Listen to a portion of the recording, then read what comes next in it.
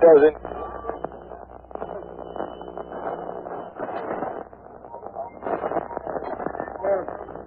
Two gay men took off their clothes, climbed a tree, and engaged in lewd sex acts for 4 hours in the tree before hundreds of onlookers.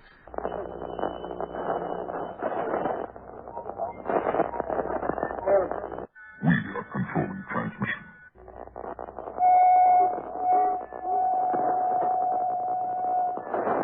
Vulva is what girls have down below. Your breasts grow firm and blossom under their canopy of fragrant silken skin. Feel your breasts swell. Feel them grow firm as they blossom to their natural limit. Feel the sensation. You are about to participate in a great adventure. You are about to experience the awe and mystery which reaches from the inner mind to KDK's Lunatic Fringe. All systems go. Prepare for countdown. 10, 9, 8, 7, 6, 5, 4, 3, 2, 1. Blast off to adventure in the amazing year 400 million.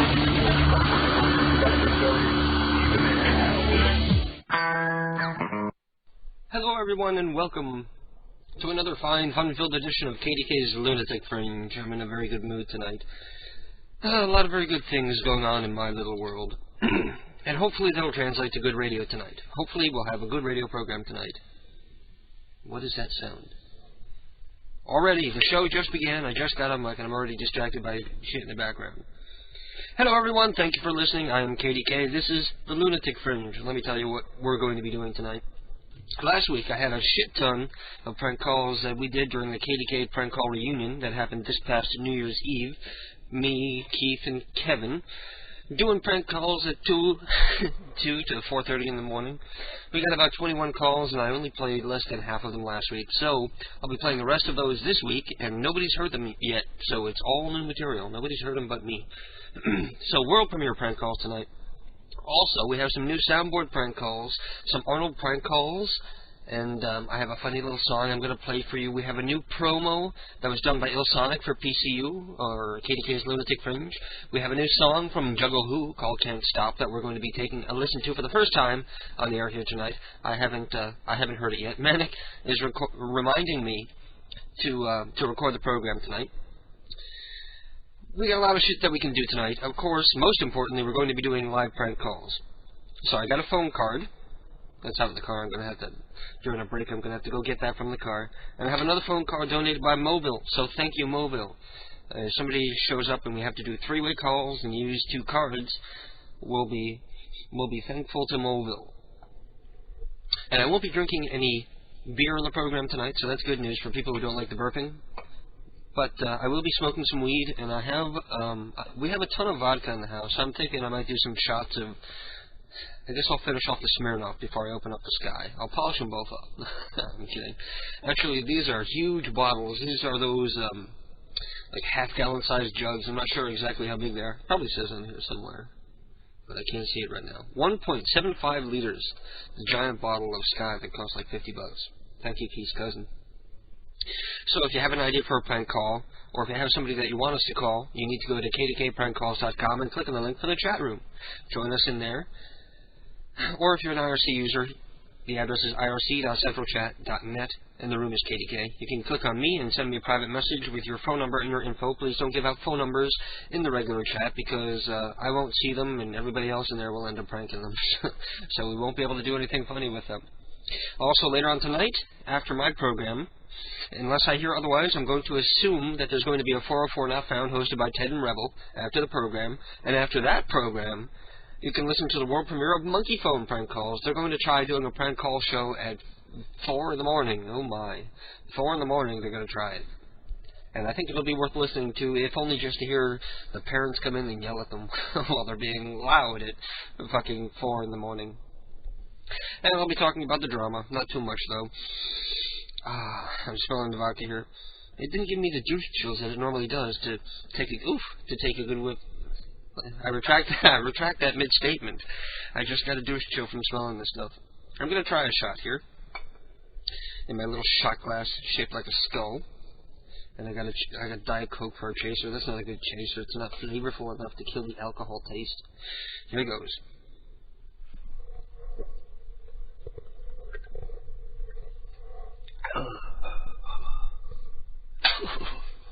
I don't know how people... I don't know how people can drink hard liquor. God, I hate it. It always makes you salivate more, too. Like the affront to your mouth that alcohol is. Causes you to salivate. If you would like to write into the program with comments about the show, we are on AIM with the name PCU Live. PCULIVE. My chest is on fire. This always happens. That's PCU Live on AIM if you want to say anything to us. I'm still settling in here. I'm going to pack myself a bowl and come back and smoke it with you fine folks. We're going to have some fun tonight with the family. Let me check in with the chat room and see what people are saying. Sean Ward is here. He says, yo, did you get my email with the 3 prank calls for the show tonight? No, I didn't. You must have just sent it. I haven't checked my mail in an hour or two. But the important question, did you get my email with the 3 calls? Okay, I'm going to have to log into my webmail so that we can world premiere.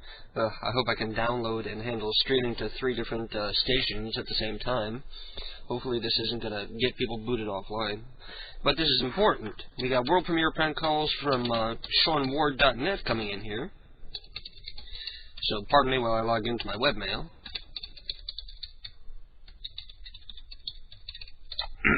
Let's see if we got this. I hope we got it. Looks like we do. Booyah. How do I get my pranks on your Shoutcast loop, someone is asking. I'll have to answer that one later. I'm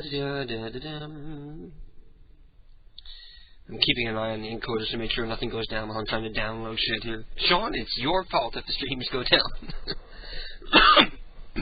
Honey? Can you do me a big favor?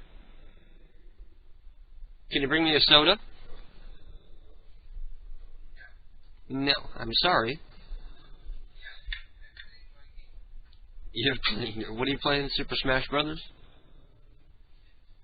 Oh, The Sims.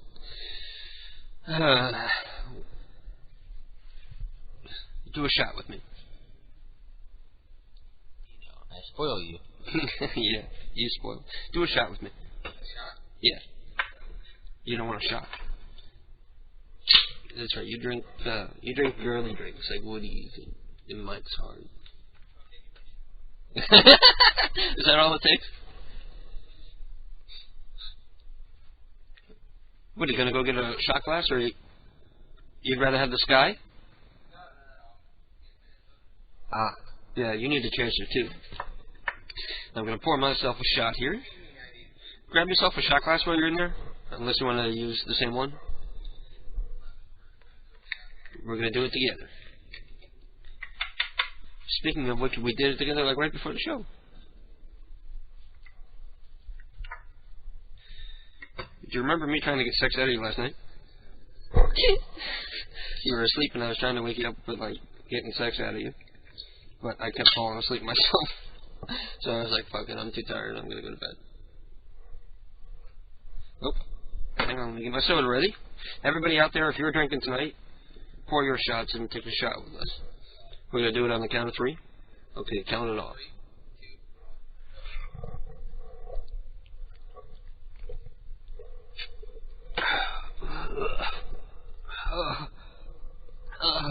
Why do I do that? I do the same thing every time. I'm like, but I still drink it. People drink nasty stuff like that doesn't even get them drunk, like coffee. Oof. Right. Well, the first time you tried coffee, didn't you think it was gross? Yeah. But I love it.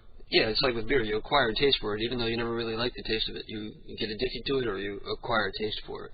Yeah. Do you like the taste of coffee? No. Some people do, because there's coffee ice cream. That always seemed weird to me. My mom used to love coffee ice cream. I thought that was the grossest flavor. It's like, why not just ketchup flavored ice cream or something? Mustard ice cream, mayonnaise ice cream. It's nasty. You know what would be good though? Relish ice cream. I'm kidding. I'm kidding. I'm gross.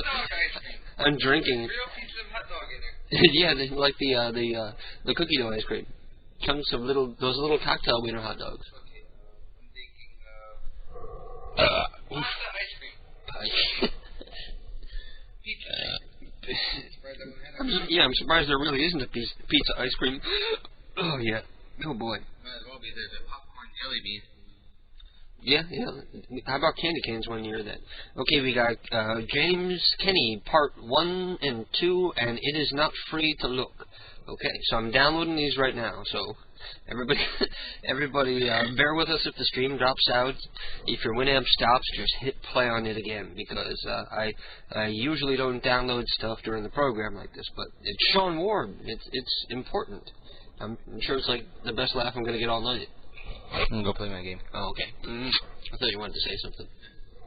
That's right. You heard us kissing because we're gay. We're super. Thanks for asking. Actually, no, we're both half gay because we're both bisexual. And before you go out there and call us a faggot, remember that both of us have slept with more women than any of you. How many women would you say you've been with?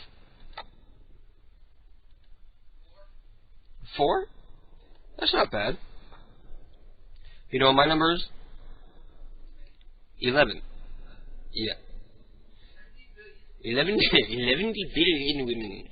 I'm like Wilt Chamberlain to the 10th power. Okay, that was the second prank call, so hopefully everything's still running smoothly. I'm going to get the third one, and then close this out real quick before we crash.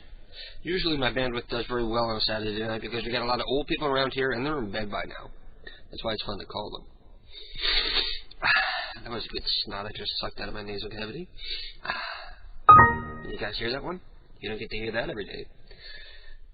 Okay, so hopefully Sean will want to do some prank calls with us. Sean, let me know if you're in the mood to make some prank calls with us, and I'll run out to the car and get the other card, and then use Moville's card to call other people. Satan says I had a big list of numbers that spelled something, but would you believe that only one actually answered? It spells out Scrotum Man. This is like a new level of creativity. Not only are people finding confirmed working numbers, but numbers that actually spell something ridiculous. We can call Scrotum Man. It's too funny. That's very, very creative. Mr. Peepers is here, and we're very thankful for that. Mr. Peepers is a very important listener, one of my favorite listeners, and always contributes to the numbers that work almost every time. And I need to apologize because earlier in this week, if it sounds like I'm kissing Mr. Peepers' ass, it is because I feel guilty about what I did. I feel sorry for what I did. But somebody's been fucking with the bulletin board, like registering like goofy names, trying to piss me off. But you know, you just go to the database and look at the list of users and put checkboxes next to the bogus ones and delete them all at once. And it takes me like 20 seconds to delete them all. I don't know how long it takes them to register them all, but it seems like it would be a bigger pain in the ass for them to keep on doing it than it is for me to like keep deleting the names. But anyway, I was deleting the names, and I accidentally deleted Mr. Peepers' account. And I didn't know it, but Mr. Peepers is friends with people who hate me. Haters. Yeah, there you go, haters. Mr. Peepers is friends with haters, so he was thinking that I banned him on purpose because I knew that he was friends with haters. But I didn't even know, nor do I care. But I had already posted something on the bulletin board apologizing because I realized my mistake. Like, as soon as I clicked delete, I was like, no! But I couldn't figure out how to, like, get it back again because I'm an idiot like that. Well, anyway, now that that's out of the way, Mr. Peepers, he says, I got a bunch of names, a lot of the same from last week. Sorry, but I had to rush a little. So we got Aretha Poindexter, Arlen Poindexter, Asiun Poindexter, Audrey, Bambi, Elsie May, Bernadette Tramp, Christian Tramp, Dolores, Eileen Tramp, Audrey Porn, Gio, Ned, Dick and Carol, Rom Porn, Luna Nazi, Annie Beastie, Annie Beastie, Bonnie and Russell Beastie, Bonnie and Russell. They sound like a Christian Coalition couple right there. Hello, this is Russell, and this is my wife Bonnie. Hello. Michael Beastie the Third. Michael Beastie the Third. Sharon Beastie. A white guy answered. I could hear a football game on in the background. It could be a Jets fan who are probably going to lose their playoff game, so they'll probably be pissed off. So I should call up this guy who is listening to the Jets game and tease him that the Jets are gonna lose it. Not really sure about this name. A white woman did answer. The name is Beastie, and we don't know her first name. Desmond Hussey. Desmond Hussey. Lydia Nads. Lois Tits. Ralph Tits. Bobby Boobies. Barry Boob. Bruce Boob. Darla Boob. Dorothy Boob. Florence Boob. Henky Boob. Isabel Boob. Leroy Boob. Another Leroy Boob. Milton Boob. Milton Boob. Morris Boob. Dick Boob. Smita Boob. There's a lot of boobs. Adolphus Coward. Addie Coward. Algier Coward. A bunch of different cowards. Inez Bouncer. John Bouncer. Antonio Pansy. Becky Pansy. Norman Pansy. Siegfried Poser. Tanya and Trevor Poser. Urban Poser. Urban Poser. Ursula Poser. Vern Poser. Dick Smoker. He must have heard the song. He looked up a real Dick Smoker. Too bad I can't call him up and play that song. I'm not set up for doing soundboards and shit like that. And we close out with Audrey Wuss, Josh Wuss, Joseph Wuss, Mary Wuss, and on to Pez Boy, who has Joe King, Lee King, joking and leaking, Ching Fuck, Sofa King Furniture. He really wants me to call Sofa King Furniture. Their motto is, our prices are so fucking low. That's right, so fucking low. Call me so we can do some calls. Monkey Phone, I'm going to let you prepare for your show tonight. Or perhaps I will call so that you can come on and promote your show. Hopefully you have everything set up, all your mic and everything, your encoders and everything are all set up. Otherwise, it'll just be 2 hours of you trying to fix everything. Can you play the prank call I sent you called My Bracelet? Yes, that is in the file, actually. I have a file on my desktop for stuff that I want to use in the show. It's called This Week's Audio. And I put the interesting audio that I want to play on there, like this. And that's something that Ted sent me because it's fucking funny as hell. I have a special folder called This Week's Audio, and after the show I go through it and I pull the things out that I've used already, and what's left behind is what I want to play on the show, just to keep things neat and tidy, because I'm a little sort of OCD about that, I guess. Cookie Mom says, hello. Hello. Hello, I'm the one who loves you so. Hey, can you play the Pindar prank calls that he was talking about? Mobile, if you want to hear the Pindar prank calls, I'll send them to you or something, because they're old news. Kinky UK is here saying, welcome to my show. Yes, this is the Kinky UK. I'd actually definitely tune into Kinky UK show. I want to hear that. Anyway, I'm going to take a break, come back, and we're going to go to the phones. I'm going to run to the car right now. Let me see which of these Sean Ward calls I should play here while I run out to the car and go get that phone card. I'm going to play James Kenny Part 1, followed by Part 2, if I don't make it back from the car in time. Hello. How you doing? Speak to Kim, please.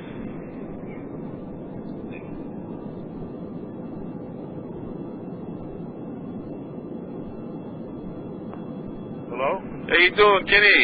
Hey. Kenny! Yeah. How you doing, man? Fine. Hey, good to hear. Good to hear you. How you been? What? How you been? I've been fine. How's the wife? Wife is fine. All right. Who is this? James Kenny. What? James Kenny's my name. You're Kenny James. I'm James Kenny. You don't remember we met in the bar one time? We were both hammered. You remember that? You were lying around under the table. No, I don't remember that. Oh, you were not literally on the floor. You don't remember that? Oh, jeez, those were the old days. How you been? I've been fine. What you been doing? Well, not much. Ah, jeez. Yeah, me neither. Just working. Work a day, you know. Work a day, earn $1 to keep the lose that bay, you earn $1. You understand what I'm saying? Yeah, I don't remember meeting you. What's your name? Kenny. Kenny's my name. Mr. Kenny, James Kenny. James Kenny? That's right. You Kenny James, and we all thought that shit was funny one time at the bingo hall. The bingo hall. Well, you remember that? What? You won $1,000 that night. You were so drunk. I ain't seen anybody drunk since like that since I was a teenager. Kenny, oh God, you were hilarious. Yeah? Yeah, it was your birthday, I seem to recall. Really? I guess you don't know nothing about that. No, I don't. Can't remember that. God. That's all right. How you feeling these days? I'm doing fine. I don't remember meeting you. I went under the knife a little while ago. Yeah? Yeah. A little procedure.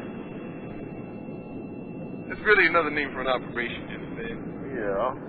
Well, I had a procedure, and that wasn't any kind of fun.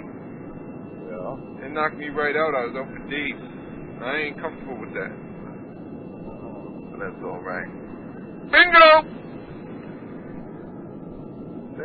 Anyways, I was in the area, and I just thought I'd drop in. What are you doing? What are you saying for dinner? You and the wife? No, I don't even remember meeting you. You and me and the wife out for dinner. What do you say? It's on me, my treat, huh? For the old days. No. I'll come pick you up, huh? No, I'm sorry, no. What do you say? We're gonna have dinner. Where do you want to go? Anything you like. Look, I'm just relaxing. I'm just trying to relax all day. Well, put your shoes on. We're going out. No, we're not. Get the wife on the phone. Tell her we're on our way out. Oh. Come on. You'll change your mind when you see me out front, eh? No. All right. No. We'll see you soon there, Kenny.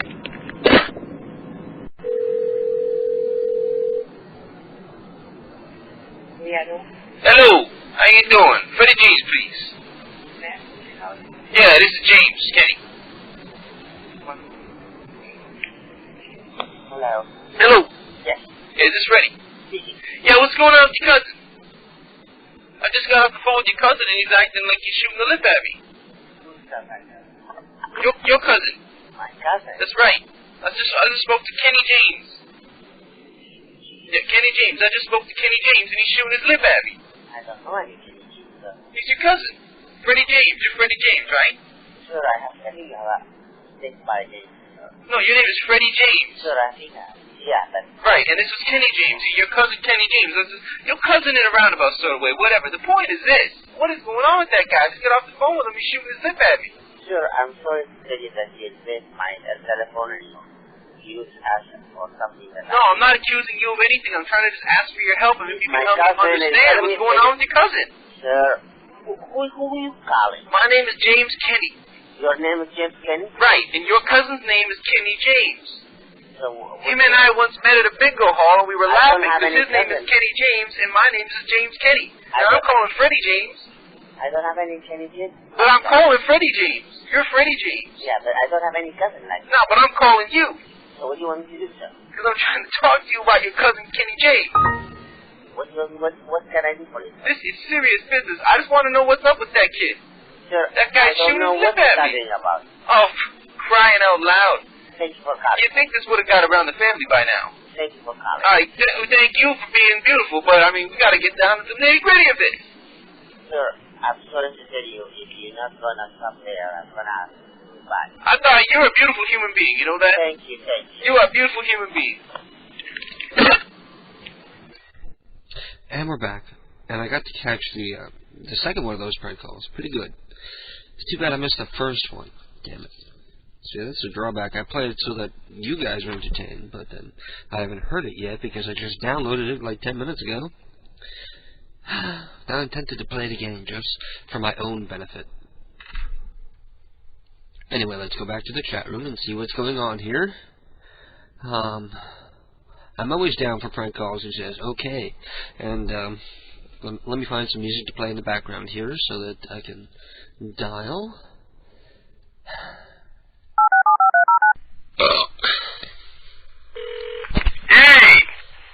Hey, how you doing? Hey, what are you screaming for? Hey, Kenny James. Yeah, Kelly that beat. Hello, who's picking up the phone there? Oh, it's just me. Hi, Barry. Sometimes I like to ease off in your conversations. Well, that's good. You're back on the radio again. Hey, Barry. On the radio again? Yeah. Oh, hell. Internet radio. I ain't even done my hair. I can't handle it. I'm going to go make an omelet. You know, I listened to the recording from last week. It's some pretty funny shit. From when Barry was on the line with us. Pretty fucking funny. Barry's my homeboy, that's why. Yeah? Sure. Right. I'll totally have to download that. Well, you can come up and listen to it anytime you like. For those of you listening at home, Barry's really Sean's secret butt lover. That's not the truth. Barry's a scientist. See, it wouldn't be a show if I didn't spread awful gay rumors about Sean. Well, anybody who goes to my website and has a look at my girl can. Oh, pictures of your girlfriend are up there now? What? Which one is your girlfriend? If you go into the one, the issue 2 photo call. I'm gonna go look right now. The taller, leaner one. Everybody, come along with me. Let me read it off while I type it into my browser. Actually, it's in my favorites. You know how there's in the comic books, there's a girl called Sarah Q and a girl called Miss Katie. You're getting ahead. Katie that is my girl. You're getting ahead of us. Okay, we're going to SeanWard.net, SeanWard.net, and then we got to click on launch SeanWard.net to get in, and then what am I clicking on? And then click on where it says Sean. Okay, that's easy enough. Next front page, by the way. It says photo album or some such. And then which click one? On where it says SW2 photo call or some such. Okay, now I'm looking. And then there should be all kinds of pictures, and you can pick one. Oh, those are all her in all those pictures. Well, there's 2 girls. There's one that's very obviously Sarah Q, and there's one that's very obviously Miss Katie. And the one that's very obviously Miss Katie is Katie, and Katie's my darling. Yes, but for people who haven't read your books yet, how would they know? How would they know? They would look at the pictures and they would see. If I had your book in front of me, I could look and compare which is which. But what? If I had the book in front of me, I could look and compare which is which, but I don't. Well, the one that's there's 2 girls. One is like shorter with curlier hair, and one is taller with longer hair. And the one that's taller with longer hair is the one that I, get down with. Okay. So the fourth picture in the top row is her, where she's making that like grossed out face. Wow, she's a hottie. I know. You're a lucky man. That's how I get down, man. What kind of bra size she had? See, I'm trying to be tasteful. She's rocking like a B. Very as an independent. That's my favorite size. No, hey, Barry, listen to the question first. I'm asking you: is it in poor taste for me to be answering these questions? Well, I think you cover the tenor of the rest of the show. Right. And with your own personal, what would Miss Katie think about herself? I think you're within reasonable bounds. Okay. Well, if I'm within reasonable bounds, then yeah, she's rocking like a very pleasant handful. That's my favorite size. A full B is my favorite size. Yeah, it's definitely a full B. Yeah. Yeah, she's got not for nothing. She's got just about the most gorgeous tits I've ever seen in my life. You got to say that with a Brooklyn accent. Not for nothing. Nobody outside of Brooklyn. Not for nothing. Yeah, nobody outside of Brooklyn really says that. She's fucking beautiful. Oh boy. And everybody knows that they can go to the site, and if they click, they can see pictures of that she's wearing this shirt that's only got 2 buttons done up. So if you like a girl's tummy like I do, then you'll enjoy these pictures. It's quite fascinating. Are you the type of person that doesn't like to comb your hair? Oh my God, my omelet is burning. I'll see you guys later. Bye-bye. Are you the type of person? Are you the type of person who doesn't like to comb your hair, or do you purposely fix it so that it looks like you didn't comb it? Who, me? Yeah. Oh, it's styled very carefully. my hair was very overgrown in those pictures. Actually, it looks like me right about now. I need a haircut. Well, your hair's getting long? Yeah. And the only pictures I've seen of you are you with like short spiked hair with this blue and purple and shit. Yeah. Well, now it's grown out, and I figure it's winter, so let it grow so I don't feel drafts on my head. Wow. And I noticed that when my hair gets longer, you can see my gray hair better. Oh, you have gray hair. I'm 33 years old and I got gray hair. Well, I was gonna say, when did you start getting gray hair? Probably within the last year. That's it. The last year or two, yeah. Well, my grandfather, when he died with a full head of gray hair. Like his hair didn't thin and he didn't lose anything, but his hair went gray by the time he was like 40. So I'm in a quandary now. I'm like, okay, do I let it go gray, or do I be one of those guys who tries to lie to myself and just dye it? And I was like, I'll let it go gray. I don't care. And if it ever starts to recede, you could do that thing that's so popular with dudes in their 30s, how they just decide to shave it all. Yeah. You know what I'm going to do? I'm going to get one of those Gallagher hats. It's like a hat with a wig, like, sewed into it. And I'm going to wear that around, so I'll be like a long-haired hippie until I take my hat off. And then I'll tip my hat to people in public just to get a good reaction. Ride the subway a lot just so that you can tip your hat to people in the subway. Yeah. Do you have a subway in Connecticut there? Oh, hell no. No subway? No. I bet you have Subway sandwiches, though. Yeah, barely. But no subway that you ride. What? But no subway that you ride. No, our trains are above ground. Oh, I see. Well, you should get one below ground. We should, but we're not that densely populated, and nobody would ever use it. Well, that's too bad. Yeah, well, you're still talking 50 years off. 50 years from now, we'll have subways in Connecticut. Because that's when you'll have enough immigrants have moved in to warrant it, I guess. Yes, it'll be Connecticut. Will be Little Brazil. I wonder if people are still emigrating to the United States in the numbers that. Oh, of course.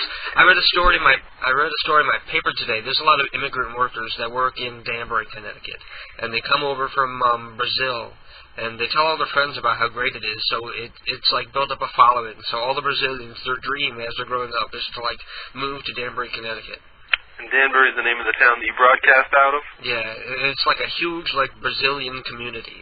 And there was a raid the other day, and they were going around to the places where they wait so that people will come by and hire them for day labor, contracting, landscaping and stuff like that. So there was a shakedown, so all the immigrants are hiding in their homes, afraid to come out, calling in sick and all this stuff. And that's hilarious. And they act like being picked up and sent back to their own country is akin to giving them the death penalty. It's the worst thing that could ever befall them is to be sent back to where they came from, And they're talking about it in the paper. They're interviewing the people in the paper, and they're talking about it as though these people have been taken away and killed. Yeah, they're probably going to say it's a violation of human rights or some shit like that. Yeah, right. It's a violation of my human rights to let them stay here. I snuck in fair and square, so now you can't get rid of me. Or something. Hey, one day I'm going to move to Danbury, Connecticut. You're not Brazilian. The way I look at it... I'm going to buy the town. The way I look at it is they're looking at the wrong people because they're going out trying to catch people who are wanting to work. People out there trying to get a job for the day, Yeah. Those aren't the ones you go after. You go after the ones that want to come here and just be on some kind of social service or leech off of somebody else somehow. Yeah. Or the ones that have 80 people in a one-bedroom apartment. Anyway, who do you feel like calling tonight? Well, before we get into that, I just want to make the announcement that, those two calls you just played? Yes. James Kenny Part 1 and Part 2. Those are all great and everything, but later on I hope you're going to play the third call. Yes. Which is called It Is Not Free to Look. It is not free to look. And I feel bold enough about this call to proclaim it as the best prank call yet heard by man, woman, or child. Awesome. It's that good. I'm going to play it as soon as I get off the phone with you then. Word up. I'm dying to hear it now. And announce it as the grand world. Do you have any kind of big, crescendo music you can play before you air it? I can think of something. Just, a little da-da-da-da kind of thing? Let me look and see what I got here. I don't know if you'll be able to hear it. Oh, don't go too crazy. We got an air raid siren. We got a police siren. We got an oriental gong. We got a fat woman falling down a flight of steps. Okay, we can go with that one too. But before we play that, we're gonna do some live prank calls first. Now, who do I want to call? Who do I got? Just throw me 3 or 4 names. Okay. Let's see what we got here. Starting with Mr. Peepers.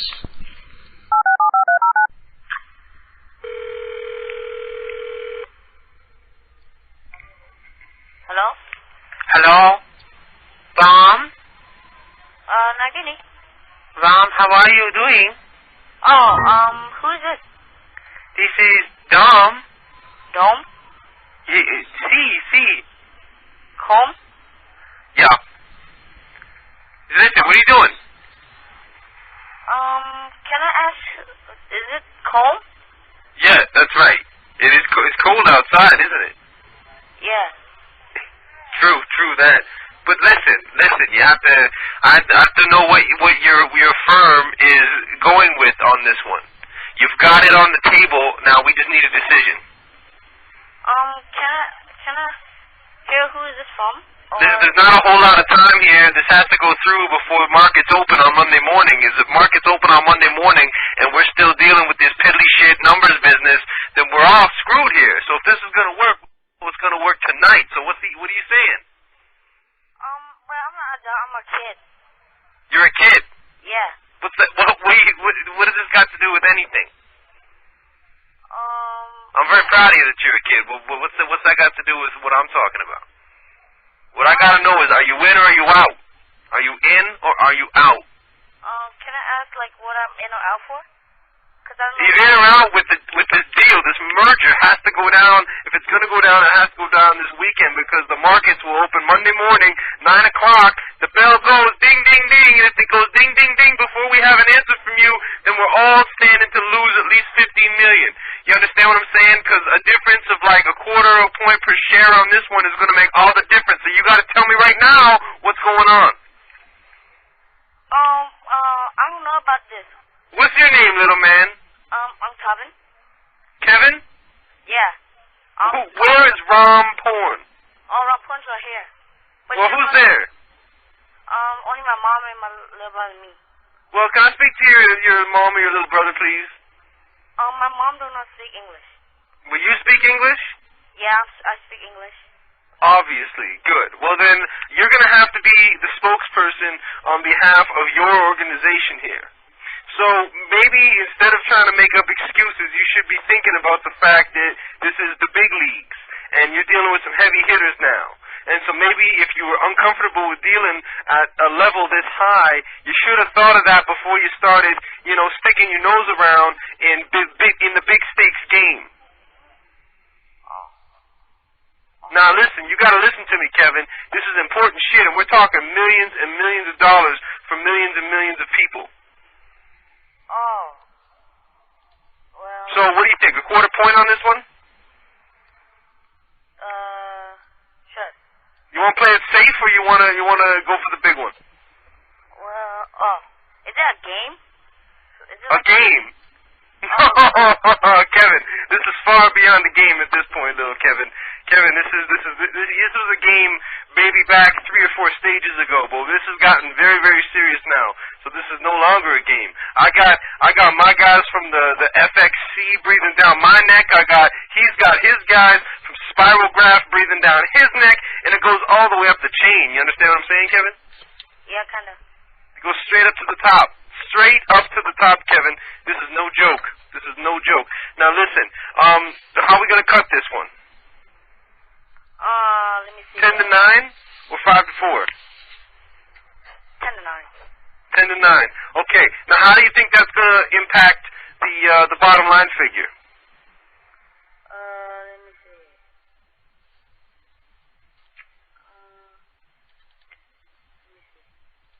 Kevin, come on, time's a wasting here. They're kicking my door down, Kevin. You put me in a bad spot. What effect do you think that's going to have? Little. I got to know what to tell my guy, Kevin. Well, Kevin, you put me in a position here. Well, hold on. Kevin, you hear the bells ringing? No. You hear the bells ringing, Kevin? Not yet. Rock the bells. Remember how LL Cool J used to sing Rock the Bells? Yeah. Oh, right. Who's Cool J? LL Cool J. He's a rap superstar of the 1980s. Oh, I don't know him. You don't know him? He sang Mama Said Knock You Out. It's a classic. I'm gonna knock you out. Damn! Mama said knock you out. Right down. You don't remember that song, Kevin? Oh, I never heard of it. You never heard of it? Oh, geez. And he also had this song called Big Old Butt that was on his Walking with a Panther album. I don't heard that either. I never heard Well, who's your favorite rapper, Kevin?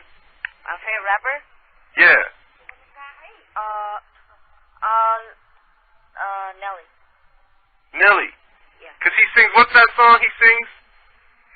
He sing, Getting Hot in Here, that's the one, yeah. right? Yeah. It's getting hot in here, so take out all your clothes. Yeah, That one, right? Yeah. With a little bit of and a little bit of break down. Sing me a little bit of Nelly, Kevin. Sing me your favorite Nelly song. I don't really listen, but I just heard that, like, yeah. Oh, I see. Well, what songs do you know? I don't, like, I listen to, those, Q93. So, Yeah? Yeah. So what's your favorite song on there? Like, what song do you know? I don't really know that much, you know? Yeah. Well, just tell me you love me then, Kevin. What? Tell me about, you know, what's going on in school these days? Go on to school? Yeah, you go to school, right? Yeah, I go to it. Now, at school, do they know, like, the kind of shit you're fucking around with in your private time? No. They don't know that you're playing with the big boys now? No. Because I remember back when we didn't even know who you were, back before you even opened an account, and now here you are, one of the biggest players on the scene. It's crazy. And how old are you? 12. You're only 12, and already you've made guys that are in their 60s and have made a career out of this. You've made them look like fucking amateurs, Kevin. I can't believe the success you've been having with this. Which is why I come to you when I need to know about my numbers. You understand what I'm saying? Your numbers? My numbers, that's right. When I need to know about numbers, I come to you. I come to Big Kev. That's what we call you around here. We call you Big Kev. Big Ten? Big Kev, because your name's Kevin. So we abbreviate it, give you a little nickname. We decided we call you Big Kev. You know, anytime around the office somebody's talking about who are we going to call about numbers, you know, somebody's always going to say, yeah, call Big Kev. And then we all laugh, because of course we're going to call Big Kev. Of course we're going to call you. Now listen, getting back to the deal, Kevin, it's we got the FQX index looking like it's going to be hitting like 4 or 5 points, but we're still not sure how the merger is going to affect that. If it's going to make it go up or down a fifth or an eighth. Word up. Word up, that's right. Hello? Yes? I thought you'd put the phone down or something. Jesus. Oh. So how much money have you got in the account by now? In your trading account? Oh, I don't got none right now. No, Kevin, I'm not from the commission. I mean, you can talk to me. We're friends here. I know that's what you have to say if the commission ever comes calling. But just between you and me, seriously, how much you made in this game so far? I never played that game. You're good, Kevin. You're good. You're good. That's right. But listen, so should I buy or should I sell? What do you mean buy or sell what? Well, I got these fucking, these numbers, you know what I'm saying? And I got people that got answers to with these numbers, and they're going to want to know what's Big Kev got to say about it. Buy or sell?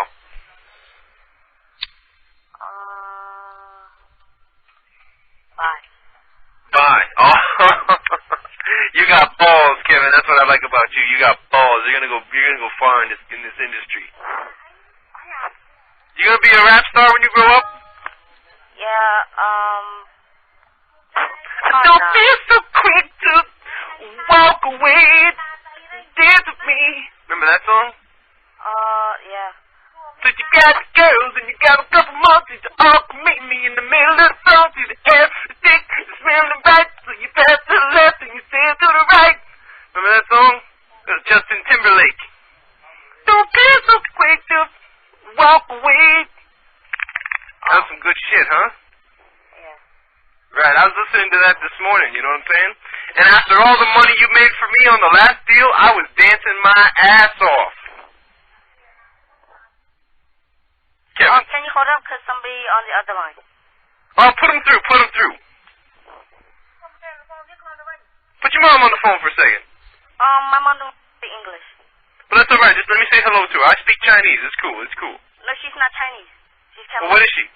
Cambodian. Yeah, I speak that too. Put her on the phone. Cambodian? Yeah, because I deal mostly in Asian markets. I know that. Put her through. Can you talk with me a little with that? Oh, Kevin, I've spoken to you plenty. I think I just need to have a word with your mom for a second. I'll talk to you, Kevin. I'll talk to you. You know why?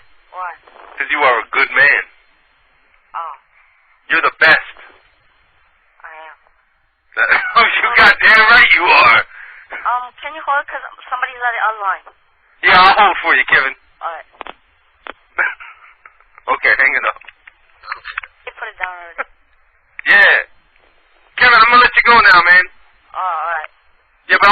right, thanks to you. And we're going to make a lot of money here. I'll talk to you on Monday morning, all right? Bye-bye, Kevin. All right. Why do I feel dirty that you were cursing to that little kid? Well, he shouldn't be playing with the big boys if he can't handle it. We all feel dirty for having heard that. That was a cool little kid. Yeah, he was alright. I wish he would have put his mom on the phone, though. That would have made for an interesting couple of minutes. Yeah. Now let's try Bonnie and Russell before we go. Okay, let me go back.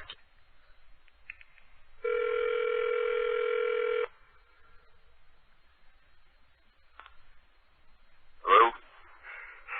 Russell, I'm so glad you're home. Oh, I'm so glad you're home, Russell. I need you to come over quick. Oh, boy, I just had such a fright. I had these raccoons come running in the house. Oh, they gave me such a fright. I chased them out the porch with a broom, and now I'm out of breath. But I fell down, Russell. I need you to come help me. Russell? Yes. I need you to come help me, Russell. Who is this? This is Mabel down the block. I'm your neighbor. I need you to come help me, Russell. Where do you live? I live I'm in number 44, down the street. Russell, I need you to come help me. My stove is burned, Russell. I got my dinner on the stove. Russell. Russell, where are you, Russell? Ow! Ow! Don't hurt me, Russell.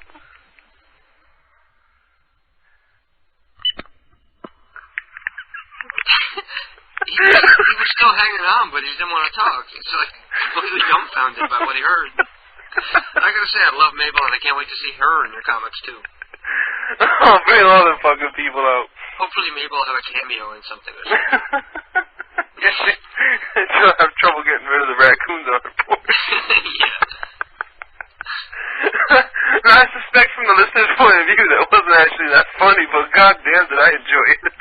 It's always funny just to hear Mabel's voice. I love Mabel. Oh, I'm glad you do it. All the other people, too, I hope they do as well. That's the bomb. You ever see that movie Mean Girls? No, not yet. Any good? Oh, I just watched it yesterday. I thought it was like a chick flick, so I skipped it. Oh, it's like a teen comedy. You got to be a fan of those kind of teen comedies if you want to enjoy it. I love a good stupid comedy more than anything. Did you watch Bring It On? No, not yet. It's sort of a more intelligent Bring It On. You know what I saw without the the other day? cheerleaders. Anchorman had me in stitches. Oh, that's good? Yeah, that movie Anchorman, it's stupid funny.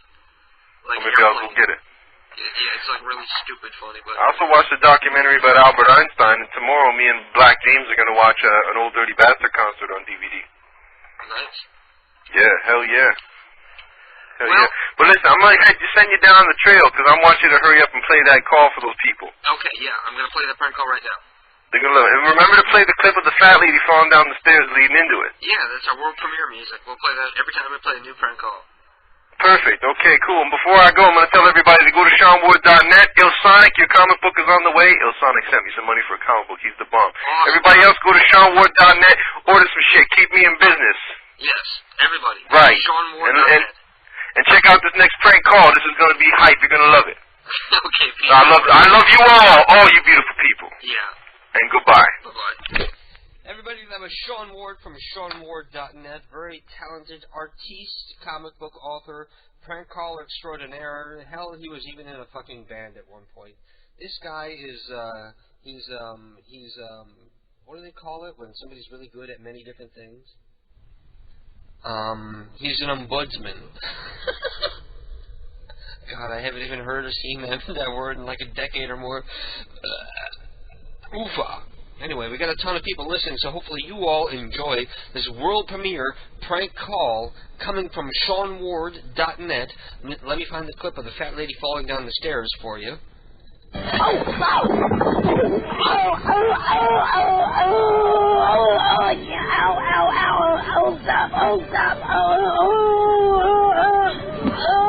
can't breathe. Stop. Oh, no. Oh, dear. World premiere prank call.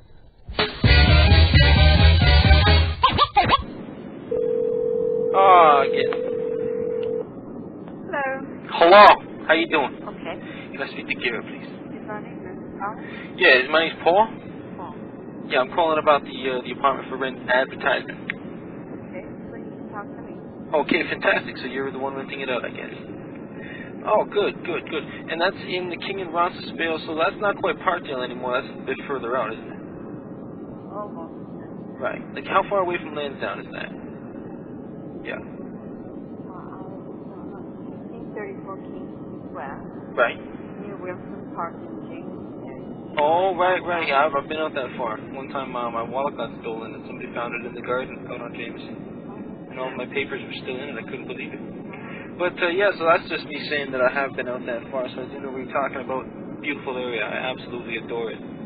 So this apartment is this like an entirely enclosed thing, or is this like you rent this out from inside your house? So it's a house that has 7 different units, and everybody has their own door and their own bathroom. Oh, wow. And they all share the kitchen, I guess. No sharing. No sharing. So what is there for a kitchen? The kitchen is open concept to the living area. Oh, I see. So there is a kitchen, though. Because sometimes I've been in situations where it wasn't the kitchen. But you know what? I don't even know why I'm talking about the kitchen, because it's not like that girl's going to be doing any cooking anyway, you know what I mean? Okay. So this is suitable to one person? Yes. Okay. Because that one person, I'm going to be paying for the place, but it's not, that one person is not going to be me. So how important is it for you to meet the person that's actually going to be living there? Is it fine if we just talk and I'll pay for the apartment myself? Depends. It's going to be a girl that's living there. Yeah, fine. Right, so you don't mind if it's a girl, but if it's a male, you want it. No problem. Oh, that's fantastic. Now, here's the situation. The entrance is private. Yes, everything is private. So you're not going to be passing anybody in the house. Nobody. Okay, so there's the open concept kitchen and living room. Is that like a common area? Does everybody hang out in there? Does everybody get their own open concept? Nobody. You have your own everything private. Oh, perfect. So these are full-on, like, bachelor apartments. Yes. Okay, because I wouldn't want anybody else that lives in the building looking at my woman is the thing. Never. So nobody's going to even so much as make eye contact with her. Because I've had to go down to situations before, especially out there in the West. I've had situations where I had to go down to one of those apartment buildings where I was putting up my bottom bitch, and I had to break somebody's head because I don't be having that. Nobody's going to look at my bottom bitch for free unless they're going to pay me my money. You understand what I'm saying?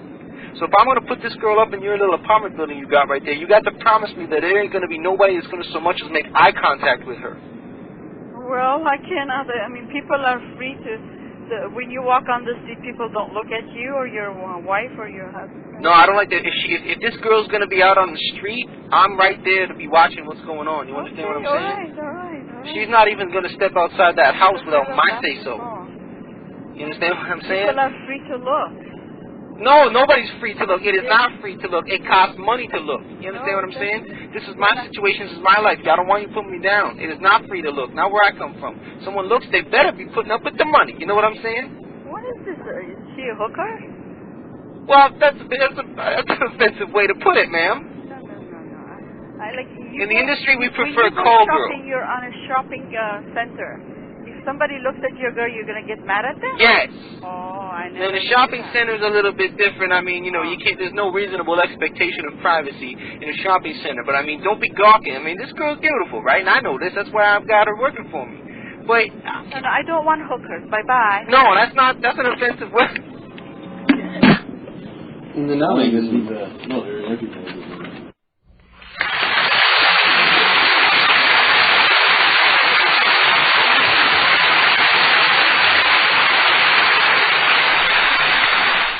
Yay, everybody, that was a world premiere prank call from SeanWard.net. Yay! Hopefully everybody enjoyed that as much as I was cracking up in the background. I always mute my mic so you guys don't hear me like cracking up and doing another shot like I did while I was away. Wow. I'm wasted. And like in the past hour I've drank like 6 shots, which I'm a lightweight. Pardon me for being a lightweight. But now I'm slurring and I'm all drunk. And that's part of the fun of this program. You hear me sober in the beginning, and then as the night goes on, I get gradually more and more stoned and drunk. And that's the point of this program. The most unprofessional show in all of Internet radio. I don't have a phone patch. I don't have a mixer. I don't have anything fancy. I'm doing the show right now with a headset and a microphone because that's all I need, God damn it. That's all you really need. And a lot of people get pissed off that we get so many people to listen, even though it seems as though we put so little effort into it. You know, other people think we put so little effort into it, but really, all we do is redirect that effort and that energy, that creative and mental energy, towards the program rather than the technical side of the program. And that, to me, that's part. A lot of people always suggest, you know, you ought to get a mixer, you ought to get a phone patch, you ought to do this and that and the other thing, and you ought to make yourself sound better. But I think part of the joy and part of the magic of this program is the fact that it's just me sitting here and doing a show with a headset. KDK's Lunatic Fringe are on the air. Hello. Hey. Hey. There you go. Now try this one. Try fabulous. I don't know if I go that loud. Come on, you can do it. Fabulous. There you go. Doesn't it feel good to say it? It's fun to say. Everybody go fabulous. See, I don't want to say it too loud because then I clip out and it sounds bad. So how you doing, Ryan? Okay. Ryan is one of our favorite listeners from the chat room. You know him as Raw Milk 905, and from the Hosted Friends page. I had to call in because I'm not getting to listen to the show. I'm having work done on my computer. So. Oh shit, you can't listen tonight? No. Well, there's always the archives you can listen to like 3 months from now. Yep. I'm really really far behind in the archives, and I apologize to everybody, but the show that's left to edit is the night that I went off on Rebel, and I wanted to talk to Rebel first to make sure it's okay if I put the show out, like, unedited, because I think people would like to hear that shit. Mm-hmm. Yeah. Because I went off on Rebel pretty bad, and I was reading IMs that I probably shouldn't have, and I was reading, like, personal stuff. So I wanted to clear it with Rebel first, just to make sure that we're all square, because, you know, one thing that a lot of people forget out there, a lot of the people listening, they always forget that I have my own mental problems. I'm an agoraphobic. That means, tell me what agoraphobia is. Fear of being out around people, basically, right? Exactly, yes. I have a fear, well, not a fear of public places or a fear of being around people, but a fear of interaction. And it sounds really weird, but that's the reason why I don't call people, I don't call my family, I don't talk to my friends. I rarely ever initiate IM conversations, and people always think that that means that I don't like them. You know? When it's really just me being insecure and thinking, I don't want to bother this person by talking to them. You know, they're probably busy doing something else. Or I don't want to bother them by calling them unless I'm doing a prank call because they're probably busy with something else. You know how it goes. Yeah, I understand. Well, how have you been doing? I'm doing okay. I'm having a long stretch of work because I requested time off, so I work 5 days and then I have 4 days off. You were talking to me about what you took time off for. Why don't you go ahead and tell everybody why you're taking some time off from work? Oh, I'm going to D.C. to protest the inauguration. Exactly. Everybody, if you're in the area and you're able to make it, go there. Fucking Washington, D.C. and protest. Throw some fucking garbage at the limo as it passes like they did last time. Pelt the fucking motorcade with garbage and rotten tomatoes and rotten eggs and shit. Let them know that this election was stolen from the majority. Anyway, on another note, that reminds me of those T-shirts that you sent us that I love, I wear all the time, because it's a great conversation piece.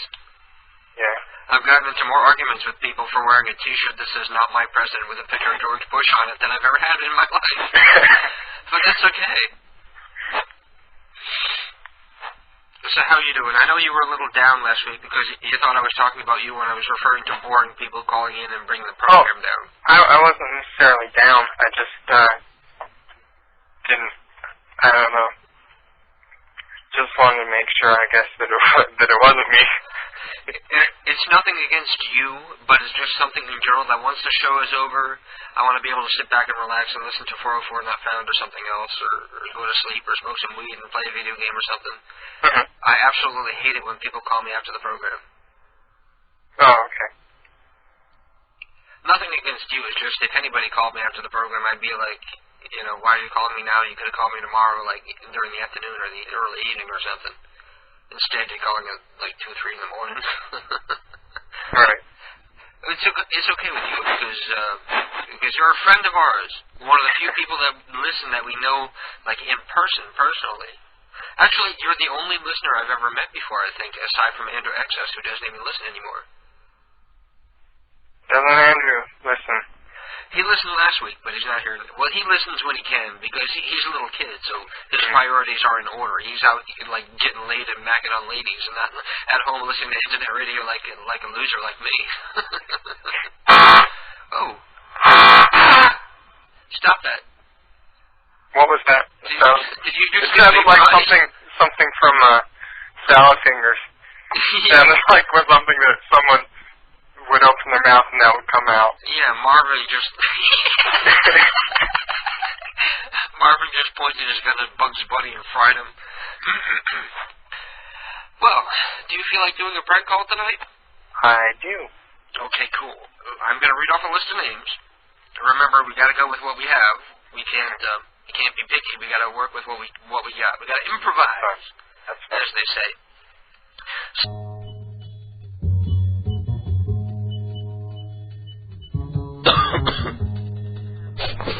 Hours 48. Keep it so much. Okay, you ready? Hello? Hello? Hello, how are you doing, dear? Fine. Hello, I'm looking for Desmond. Are you getting through? Hello? Hello, this is not Desmond. Desmond, where are you? I don't know. Did anybody pick up? Yeah, Desmond picked up and he was listening, but he wasn't answering.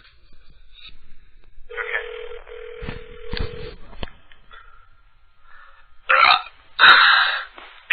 Hello? Lydia. Oh. Yeah. Lydia, this is a tattoo parlor? I can't hear you. You do tattoos. Lydia, do you do tattoos? Can I get an appointment? I guess she doesn't run a tattoo parlor. Oh, okay. We got Lois Tits. What were you saying about tattoos? I didn't say anything about tattoos, did I? Lydia, the tattooed lady or something. You never heard that song, Lydia, oh Lydia, Lydia, the tattooed lady. No, I never heard that song. I'm just showing my age. We got Lois Tits. Let me turn the volume down. We're getting some feedback. We got Lois Tits, Ralph Tits, and Bobby Boobies.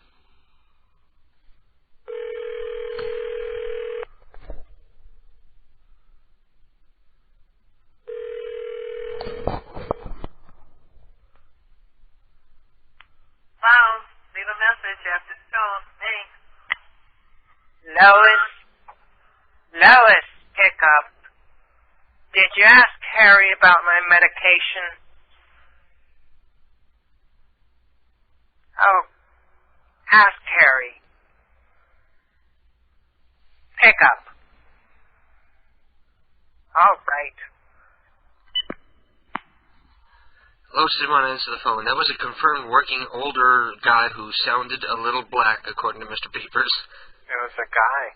Somebody, yeah, well, the number's for Lois, but, you know, her husband. The man that stays with her. Yeah. Her, what do they call that? Her baby daddy. Yeah. Well, not necessarily baby daddy. Baby daddy's different. Okay.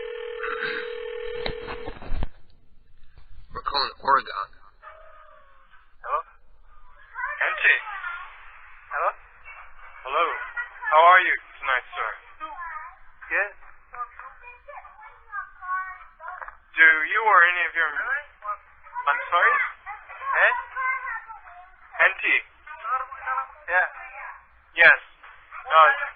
do you or any of your member of your family have an interest in Bible study?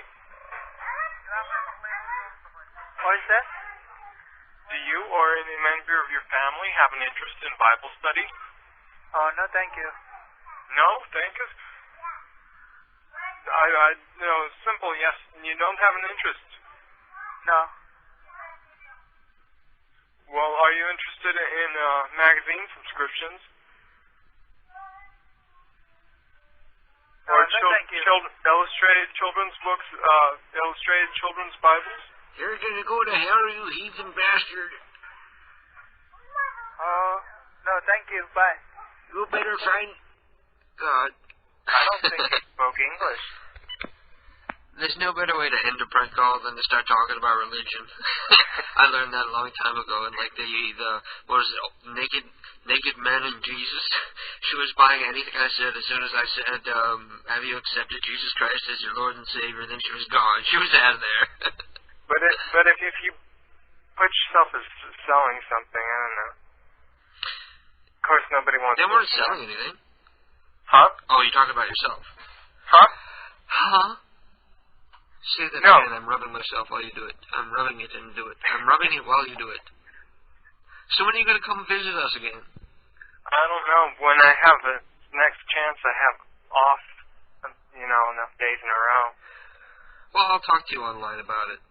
All right. I'm going to let you go because, you know that muscle that you squeeze in your dick to keep your pee from leaking out? Okay. I'm flexing that one right now because I got to pee real All bad. right. Okay. Have a good night. Okay, I'll talk to you later. Peace Bye. out, bro. Okay, and that was Ryan Raw Milk from the chat room. He's not in the chat room tonight because he's not able to be with us on the internet. He's not able to hear the program, so we can talk all kinds of shit about him if you want. Manic says, I know a guy named Joe King. I went to high school with him. Well, I'm sure there's a lot of Joe Kings in the world, but...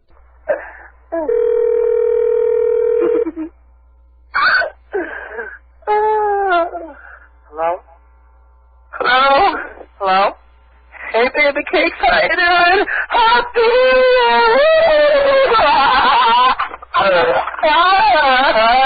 How you doing? All right, you?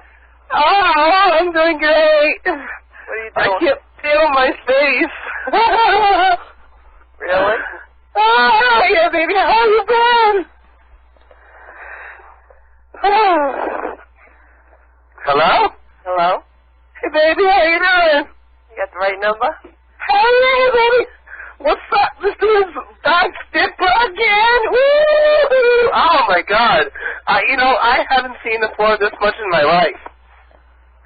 Really? Oh, yeah, baby. Maurice, are you there? Hey. Say hello to Miss Fosterbergen! Oh, Mrs. Van Steenbergen. Yeah. Hey. Hey. How you doing, girlfriend? Good. We're a friend of Kurt's. How's he doing? All right. He told us he was drinking. He was gonna drink himself a whole bottle of old chicken. How's he doing? Oh, we ran a tin of that bastard last night. Let me tell you. Woo! You guys drinking tonight? Oh no. Why not? It's New Year's. We're sleeping already. Oh my God. Oh, baby, we know you took it up the ass tonight. What? Oh, yeah. Oh, God, baby. We gotta move this stuff. I wanted to ask Kurt if it was okay if we stop by for a little while because we're still a little too drunk to make it home. I think you should stay put where you are. I don't want to stay in one place. Clang, clang, clang with the trolley. They already called the police on us. We have to leave. We need you to pick us up. No. He knows. He knows who it is. My friends are being hurtful and abusive to me.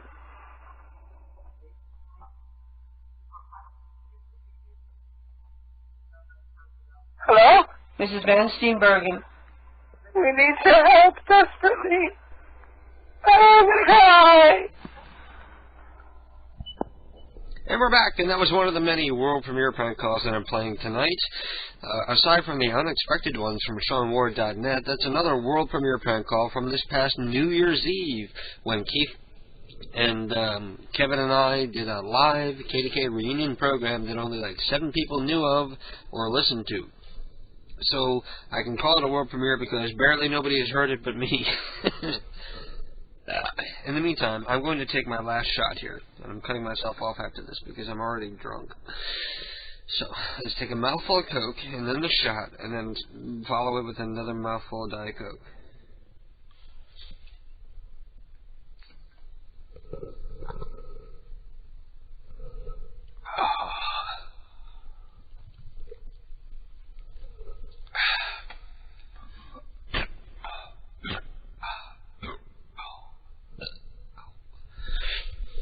Oh my God. Why do I do this to myself? Well, pardon me while I wipe my mouth on my shirt like a total slob. Ugh. Man. Oofa. Well, there's a lot of interesting news going on around PCU Prank Call Underground Radio. See, now I sound like all drunk and nasally because I am drunk and nasally. There's a lot of exciting news going on around PCU Prank Call Underground Radio, which is the network you're listening to us on, the network we originate from, the network that we run. We have 2 new programs. We got Mental Discharge Radio from the guys over at mentaldischarge.com, and you guys might know them better as the voices of the Henry Kensington prank calls. Oof! Also, Blackout is back. That's right, Blackout's Box Live is coming back. This next Thursday at 9 p.m. Eastern Standard Time, you'll be able to listen to Blackout's Box once again after over a year-and-a-half absence on PCU Prank Call Underground Radio. So, everybody say a big thank you. And if you're never sure of the address, you can always go to shoutcast.com and click not click on anything, but just type in PCU in the little box there. Or type in prank, or type in something of that nature, something of that order, and you'll find PCU. Or go to kdkprankcalls.com and click on the link for PCU Radio, that's right there on the front page, and you can take a look at the newly designed front page for PCU Prank Call Underground Radio. That's right, I made new logos for everybody, and I made a schedule so everybody knows exactly what's on, and there's something new, live, and spontaneous on virtually every night of the week now on PCU Prank Call Underground Radio. So 21 hours of the day, you can listen to the largest prank call rotation on the face of this God's green earth. And the other 3 hours you can listen to live programming from some of the most talented broadcasters in all of Internet radio. You're welcome. Pardon me while I light a cigarette here. Shit, I really am drunk, man. I'm used to, like, drinking beer, and instead I'm, like, doing shots and, like, drinking them really fast to get them out of the way because I hate the taste so bad. And the drawback is I'm, like, drunk before the third hit back, or the third shot back hits me. Damn, I can't even talk right.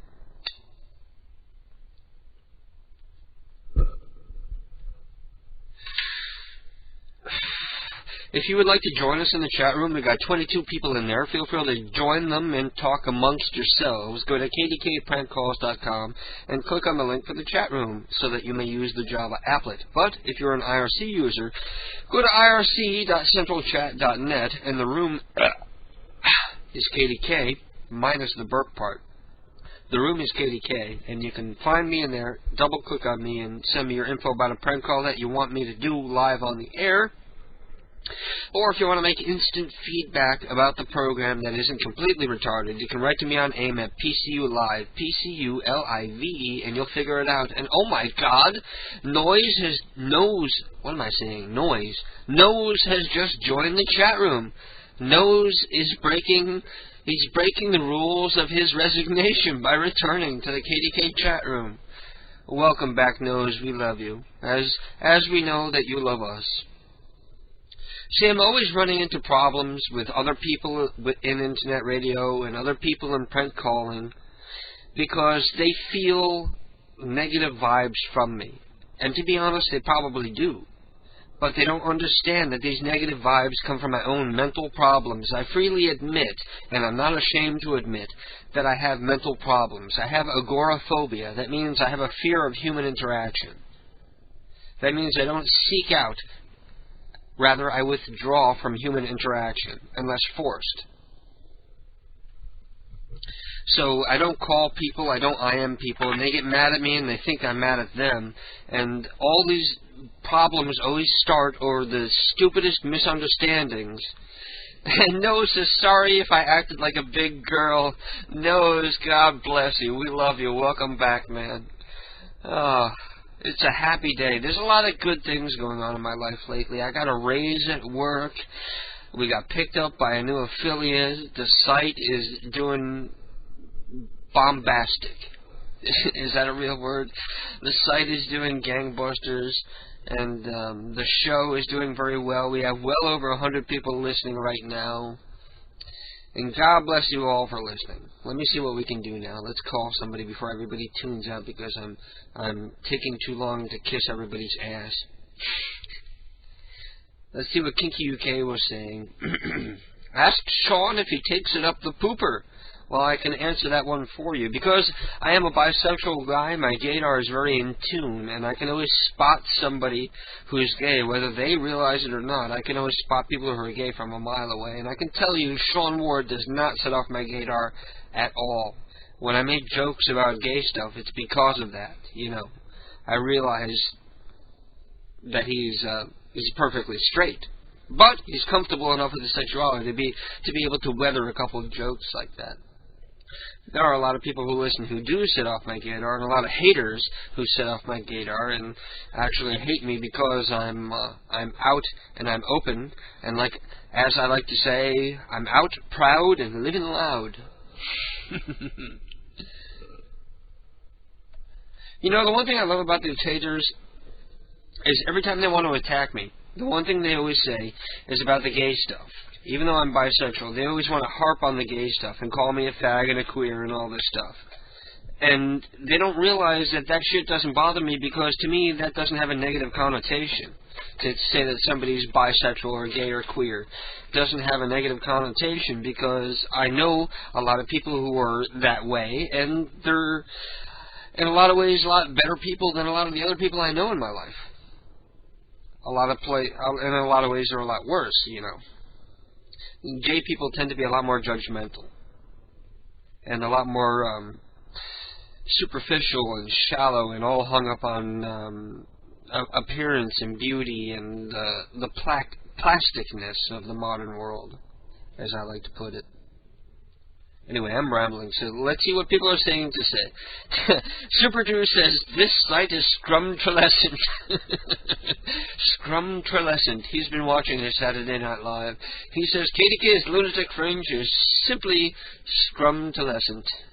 No says, I hope you don't mind rejoining, but Kinky persuaded me too. Holy shit, the guy who drove Nose away actually convinced Nose to come back. God bless the both of you. Let me explain this story to you. Kinky is a lot like me. He's the type of person who likes to bounce weird things off of people to see what kind of reaction he gets.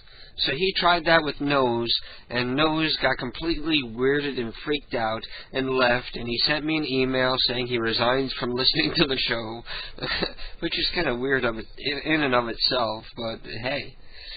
And it's good to see that Kinky was actually able to convince Nose to come back. He says, Kinky said that he doesn't love me anymore, so I felt safe to come back. Well, my night just keeps getting better. Old friends are rejoining. God bless you all. My New Year's resolution is to take things in my life less seriously, to get less upset about stupid, piddly shit that doesn't make a difference in my life. And I'm living up to it. Every day I go to the bulletin board with a light heart and looking forward to seeing what kinds of funny names people have registered on the bulletin board, trying to mock me, thinking it's going to bother me. It takes me like 20 seconds to delete them all, but I get at least 30 seconds of laughter out of it. I wish they were a little more creative rather than saying all the anti-gay homophobic stuff, because you know, you might as well call me a nigger. You know, if I'm not that, it's not going to bother me. I'm not a fag. It doesn't bother me. A fag is somebody who's not attracted to women. I am attracted to women. A lot of people can't understand this moral dilemma. People don't want to accept the reality that is bisexuality. But really, everybody carries it with them. Everybody is born bisexual. And if you are a homophobe, it's because you were raised by people who taught you that that was a bad thing or that was something that was wrong. That's not your natural setting. It's not your natural behavior. That's something that was learned through sociology. Well, anyway, I'm just fucking rambling like a dork ass. Let me see what I can play from this week's audio file while I finish up my soda here and try to sober my ass up a little. I'm going to play some of these Arnold soundboard prank calls that I haven't even heard yet. So this one is called Arnold Phones Escort. Apparently Arnold wants an escort for the evening.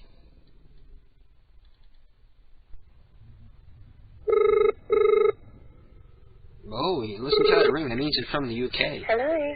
Hello, cutie pie. Hello. Yes. How are you? Hi, I'm well. Yourself? Yeah. Yes? You're looking for some company tonight? What area are you in? Yes. Yes? Yes. I come out to see you. Where would that be? Alright, no worries. I'm all day. I'm very happy to be here.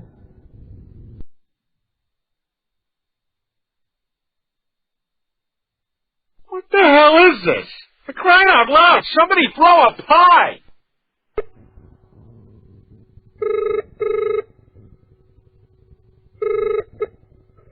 Hello? Hi. Yeah? Hello, cutie pie. Huh? Hi. Who's this? Who is it? Huh? Jamie? Yeah. I don't know. Yes. Yes. Come on. Huh? Yes.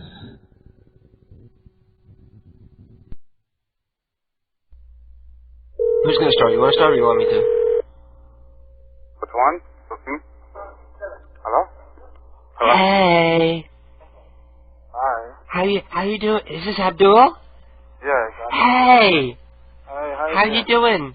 I'm fine. How are you? I'm not bad. I'm over here house sitting this crazy old black lady, and she says she's got some kind of beef with you. Yeah? She told me to dial this number, and then she wanted me to give her the phone, so I got her sitting right here. And I don't know what kind of craziness she's going to talk about, because she's been crying and carrying on all night about her dog. Or I can't even really make out what she's talking about. Yeah? Hello! Hello! Hello! Hello! Hello! Oh, hello! Hello! He can hear you, you stupid ass. You don't need to be screaming in the phone. I'm going to ask for a new assignment. I'm sick of this crazy old lady. I don't even know her name yet. She hasn't told me her name, or maybe she has, and I can't tell what the hell she's saying.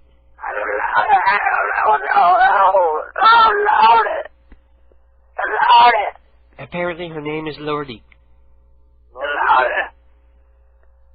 My little dog ran away. Oh, the dog ran away. Did you hear that? My little dachshund.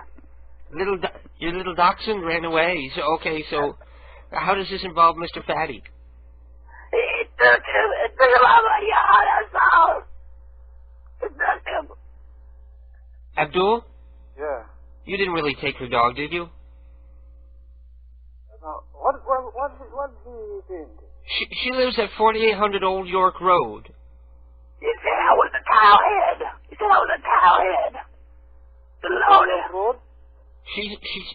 I think she's trying to say that somebody with a towel on her head stole her dog, but I think she's just crazy. Yeah. I don't know why they let her live at home. She really ought to be in the hospital, in the old folks' home or some shit. I don't want my dog back. I don't want him back. I want to cuddle him and kiss him. She's so deaf you can probably say anything about her, she can't even hear what you say. I do it all the time. No, I don't understand what she said. It was something about a dog. Can I have my dog back? Dog back? My dog. I want my dog back. Your dog back? Yes, you took my dog. My dog. His name is Midget. My dog, can you get him back? Your doggy get mad? You took my doggy. I saw you. You burning crosses on my lawn. Yeah? Yeah, you had the towel on your head. You loaded. You loaded. You loaded? You put the towel on your head. You took it. I saw you. Okay, I think I'm trying to piece together, as I'm listening, I'm trying to piece together her story. Apparently, she had a dog named Midget, and she claims that while you were in the yard burning a cross, you wrapped the dog up in your towel and hit him on your head and ran off with him. Yeah. I don't understand what you're talking about. It was a very little dog, so it would fit inside your towel, I'm sure. Although you might have had to launder it afterwards, if you guys ever launder them anyway.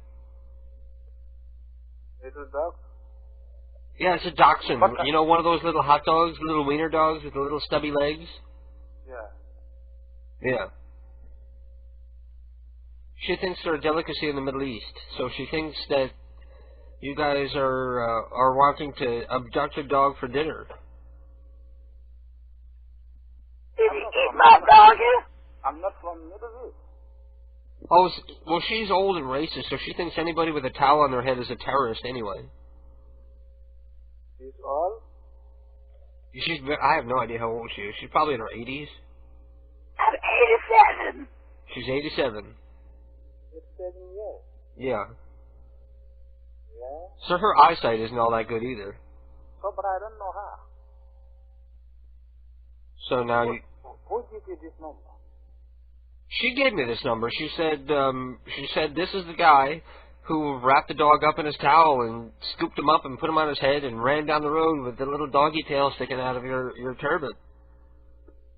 You were wearing a clown suit. A clown suit. No, I saw it. That's not nice. It's not a clown suit. Those are traditional robes. Oh, good lordy. Good lordy. Good lordy. Good lord, I just want my dog back. I just want him back. I want my dog back, please. I just want my dog back. Good lordy.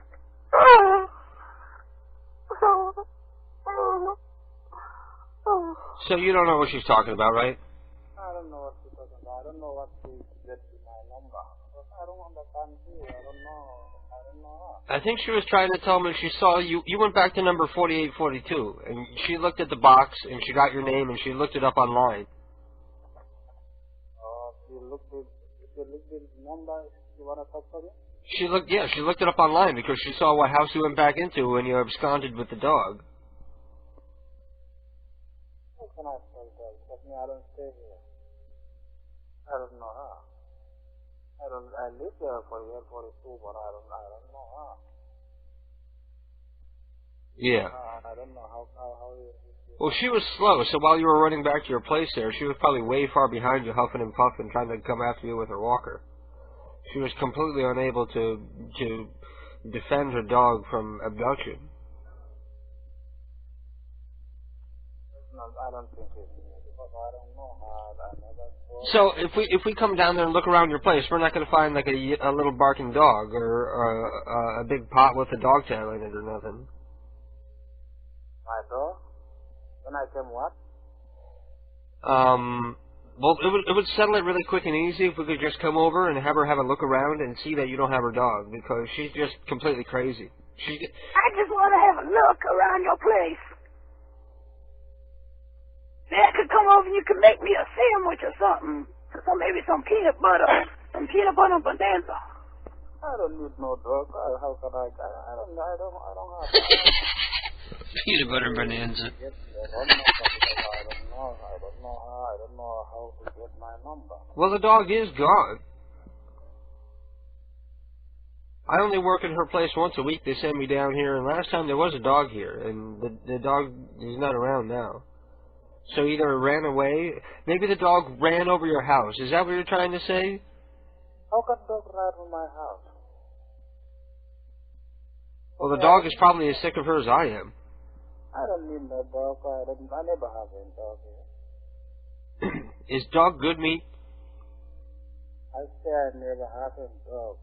Because I'm Muslim. We don't live with the dog. Oh, that's against your religion to live with a dog? Yeah, I just listen with dog. Why, you think you're better than a dog? I don't know. I don't get it into a dog. But in religions, I just that. What about a monkey? The monkey, dog. You're allowed to have a monkey as a pet? I don't have no monkey. Because she would, under some guidelines, she would count as a monkey. In Philadelphia. Which part of Philadelphia? She lives at 4800. You live at 4842. So you only live up the road from her. That's why she was saying she followed you back to the place after you came and you burned the cross and you wrapped the dog up in your turban and took him home. I don't have no car. You don't have a car? No, she said you were on foot. See, we knew you didn't have a car. See, you're confirming bits of the story now inadvertently. You were on a scooter. One of those scooters. One of those scooters? Yeah, you were on a scooter. You had the little bell on there and you put my little dog in the basket. You loaded.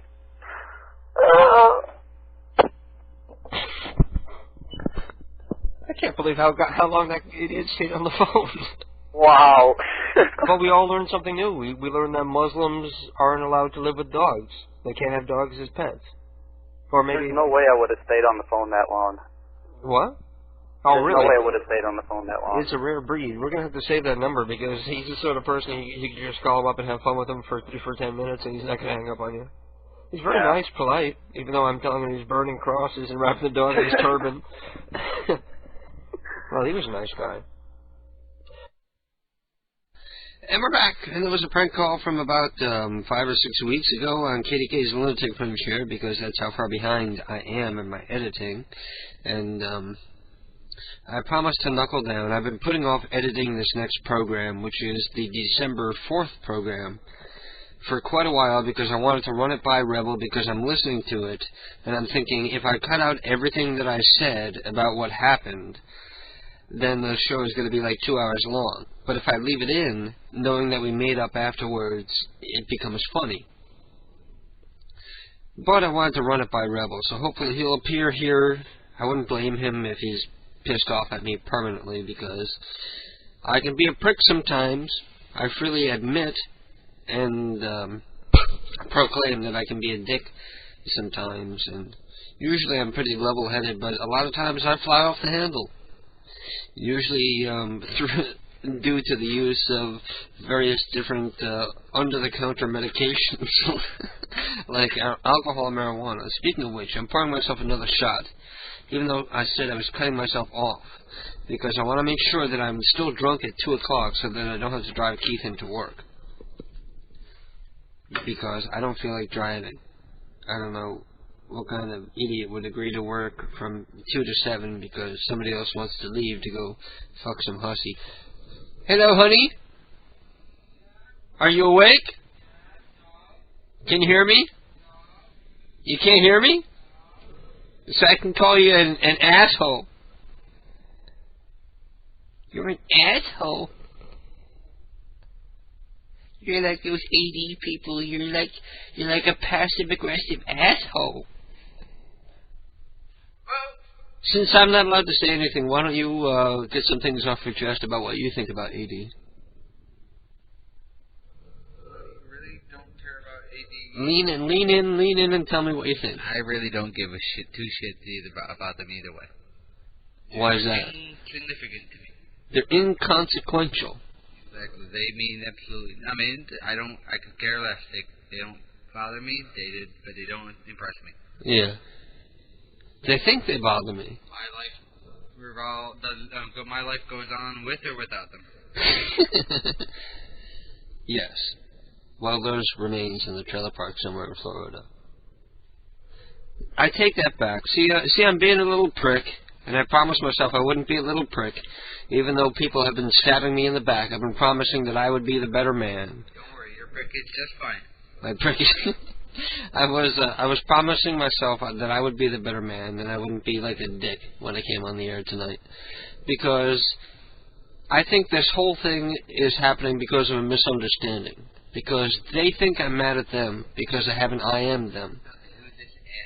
Because I had to change I am names.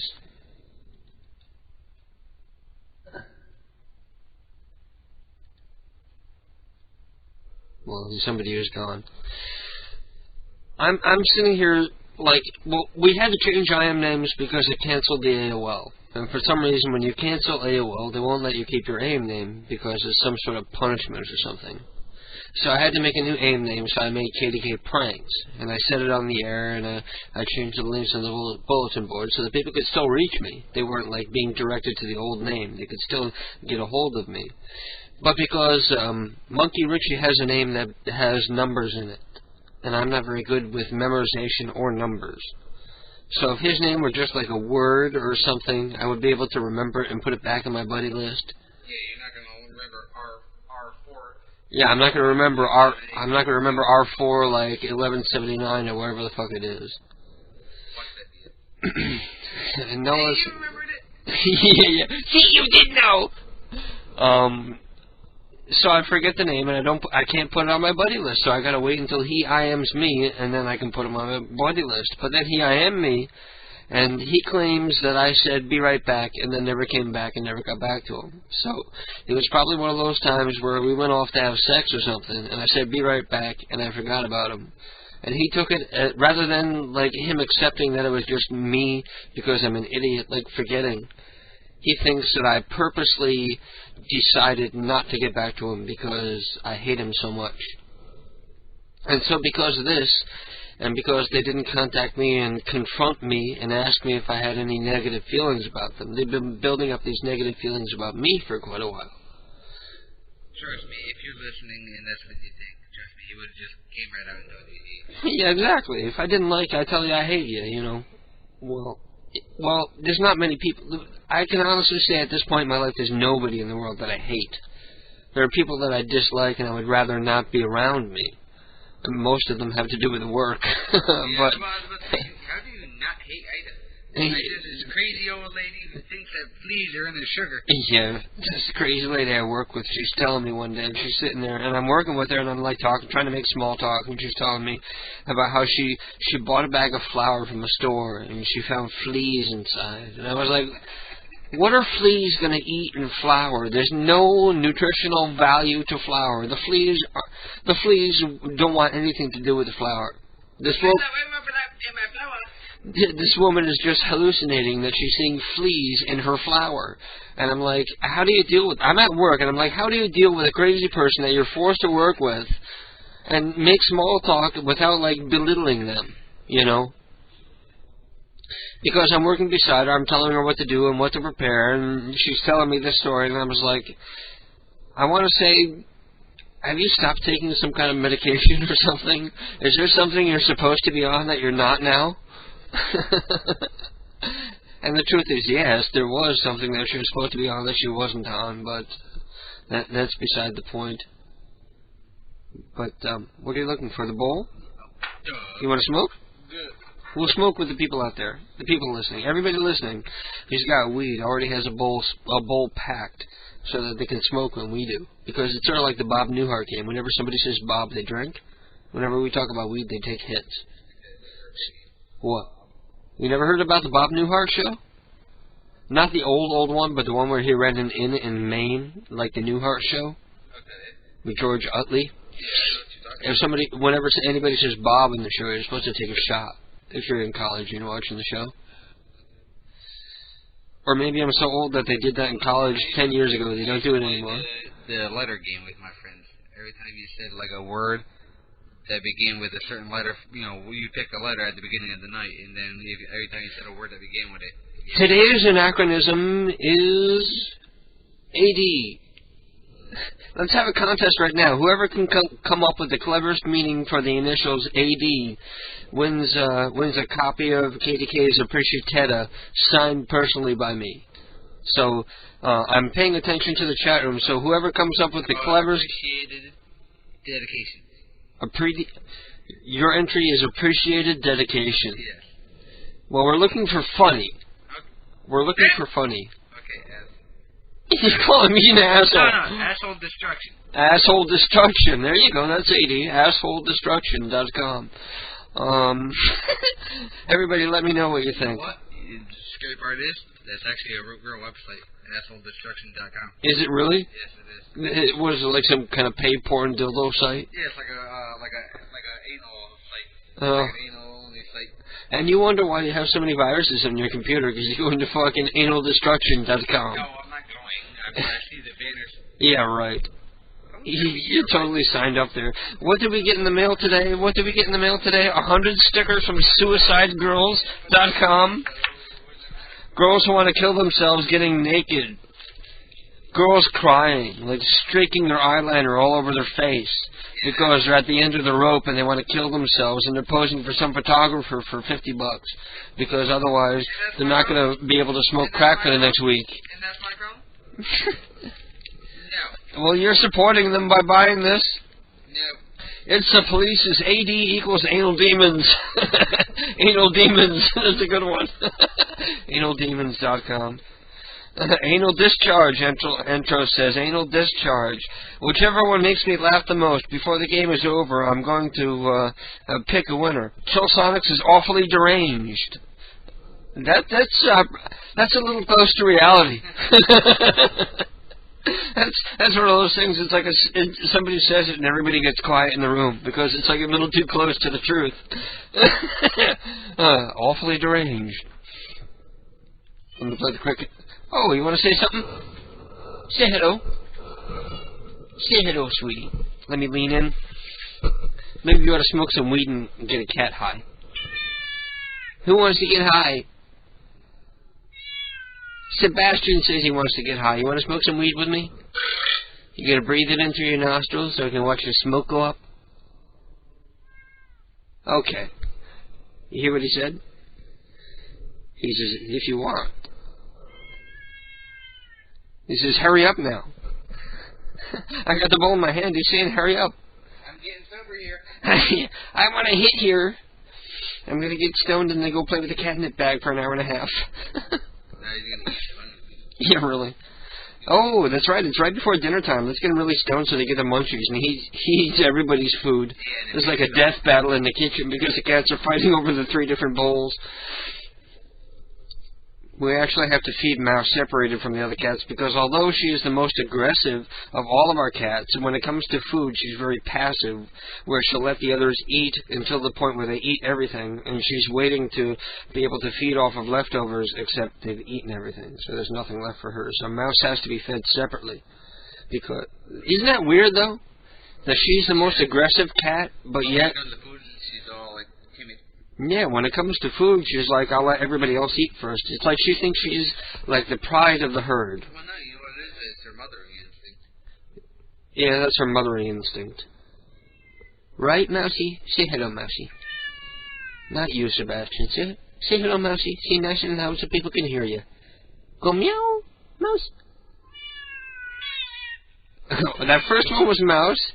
Or the first one was Sebastian, and the second one was Mouse meowing while she was wiping her face with a paw. You want to hit? You're just saying, get that fucking microphone away from me, you idiot. Yeah, really. Half the time when I lean in with the microphone, they want to, like, bite the foam piece. Yeah, right. They want to, like, bite it off the microphone. Hello. If I can't bite it. And then he's looking for attention.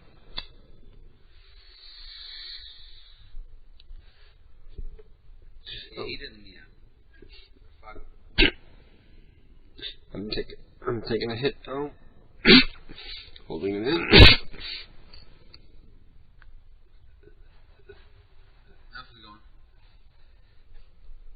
Yeah, I blew it in both cats' faces, and Mouse turns around and runs away, because she doesn't like to get stoned. And Sebastian just sits there, and you can see his little nostrils going as he's, like, breathing in the smoke, like he knows, ooh, wow, this is going to get me high. Mouse doesn't like smoke at all, period, point blank, anyway. Yeah, Mouse doesn't like smoke. I did lock her in the cat house the other day. I put her in the cat house, and I put a towel over it, and I blew a hit inside, and she came out, she was shaking her head, and she lay down and cleaned her twat for like an hour. She was obsessing over the cleanliness of her twat. Oh, I don't think that's what it was. Welcome to KDK's Lunatic Fringe, where we talk about cat twat. Have you ever licked your twat? Weed. Yeah. Have you ever licked your twat? On weed? Sebastian? It doesn't take a whole lot to get a cat stoned either, really, because they weigh like, what, a pound, 2 pounds? Mouse probably weighs less than a pound. The other probably weighs less than 2 pounds. The other one like 1.5 pounds. One hit and they're done. And it's weird though that once they're stoned off of weed, they go and they find the catnip bags and they roll on them and they rub their faces into them and they grab them in their paws and rub them all over themselves and they rub it and they do it. Anyway, let's call somebody before everybody fucking tunes out here. Actually, the numbers have gone up. Maybe we ought to keep rambling like a jackass. People would rather hear you ramble like a jackass. Tell Kinky I'll take him in a hip-hop battle, said Sean Ward. So, Kinky UK, Sean Ward is challenging you to a hip-hop battle. Booyah. I don't think you can win, Kinky, but I'd like to hear you try. And Mr. Peepers has more new numbers coming in here. I don't remember exactly where I left off, but, let's see, we got... We got Stone Kitties who got the munchies now in the background. We got, let me, hey, in case you want to try Abdul Fatty, and he gives me the number again, okay. You know, the sad part is I don't remember even calling Abdul earlier tonight. That's pretty bad. Monkey Phone says, no show on Wild Bunch tonight. They said I'm too young. Oh, man, that sucks. Over at Wild Bunch, they told Monkey Phone that they're too young to do a show. That sucks. But then again, there's really no point in doing a show at fucking 4 in the morning anyway. You know, we're going to go off at 1 o'clock, and then 404 Not Found is going to go on till like 3 or 4. And if you're going to come on then, everybody's fucking already passed out or gone to bed. That's like a horrible time. But next week, see, you got to plan this stuff ahead of time. Next week, maybe you can do your show from 8 p.m. to 10 p.m. right before this program, so you can actually pull in a lot of listeners and gain some immeasurable experience. So let me close that Monkey Phone Mark here. Close you out. And Little Evil Neo has numbers coming in here. We got Fatima Bona, Humberto Zamara, V. Buttkiss, Akitoshi Fucky. Akitoshi Fucky. Akitoshi Fucky. Bobby Dicking. Lashana Buns. Not sure if you wanted them or not, seeing how you got millions from Mr. Peepers anyway. Oh, Neo. Don't feel bad. You are both equally important to the program in providing numbers for us to call on the air, because without you guys, over half the numbers that I call would be fucking non-working numbers. Neo is probably my favorite out of the people, just because of the great numbers she pulled in. But Ellen, too. I would have to say Ellen is my favorite listener, because she's been with me for so long. She's like my mom now at this point. I love Neo. I love Neo, but I also love Ellen. And then after Ellen comes Neo, and then all the other people from the beginning. And I have to admit that I do favor people who've been here longer, because people come here, they hang out for a little while, I do a bad show, and they decide I suck, and they leave, and they never come back. Yeah. Ellen's been here for every single program since our, second or third program. Since what? Since Alternacaster? Since way back in Alternacaster, right. Back when we used to pull in 1 to 3 different listeners, Ellen was one of them. Ellen was probably our very first listener. Probably. If not very close to it. And she got very upset last week because I was talking about the different things and changes that I wanted to do to the show so that I could make it so that I get to a point where I enjoy doing it more. And I was talking about the things that I don't like about doing the show and what I planned on doing differently so that I would enjoy doing it more so that I wouldn't end up feeling like I don't want to do it anymore, right? So she's hearing this, but she thought I was saying that I was resigning from internet radio and I'm never going to do it again because she tuned out like really quick before I came back and I clarified everything I was saying. So she got very upset. And she posted something in the bulletin boards, and she was very upset that she thought I was going away and never coming back because I had announced a hiatus on Psychobabble, like a couple weeks ago. Because I wanted to take a couple weeks off, and I wanted to catch up on the audio editing for this program I got to do, because I'm like 5 or 6 weeks behind at this point, which is, at the very minimum, 15 hours of shit that I'm going to have to go through at some point. 15 fucking hours. To everybody who wants to bitch that I don't get those fucking archives up there fast enough, consider that. 15 fucking hours of shit that I have to go through. Well, if it's a 3-hour show, it turns into like 4 or 5 hours because the editing and the re-listening and finding the perfect point to like cut something out and shit like that, it adds time to the whole process. Plus, you gotta load the thing.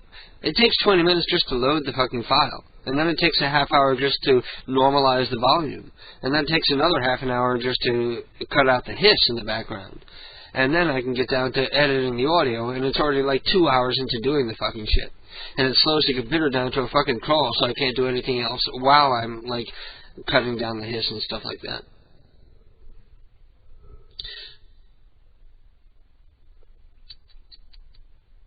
I love you, know. I just want to turn off all the homophobes out there. Ryan knows I'm wearing his shirt. Yeah, you are. You're wearing Ryan's Not My President t-shirt right now. Yes. I want to take a picture of you wearing it. All the Republicans at work. Exactly.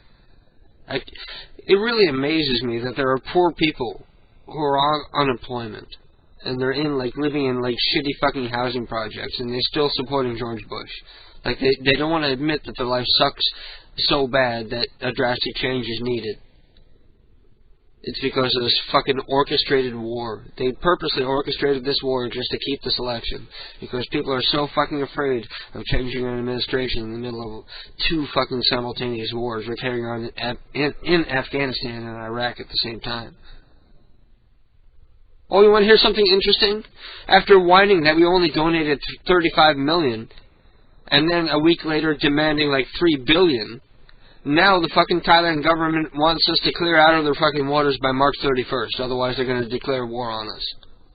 Imagine these Indonesian backstabbing fucking ungrateful douchebags. Sounds like a lot of people I know. That's why we shouldn't have the fucking war. Really, exactly. That's why I was saying when we first donated $35 million, and we were pretty cheap. Well, Bush was pretty cheap because he's an idiot, and of course he wasn't aware of the extent of the damage that happens with the tsunami. Because the shoreline gets hit, and some people can even surf away and be okay. But once you're living on the other side of the island, you have fucking cars and buildings and trees in that wave being pushed at you. The people who got hit first, and all these videos that you see all over the internet, that's like the least of what happened. And we weren't aware of that at that point. So Bush was cheap. He only donated $35 million.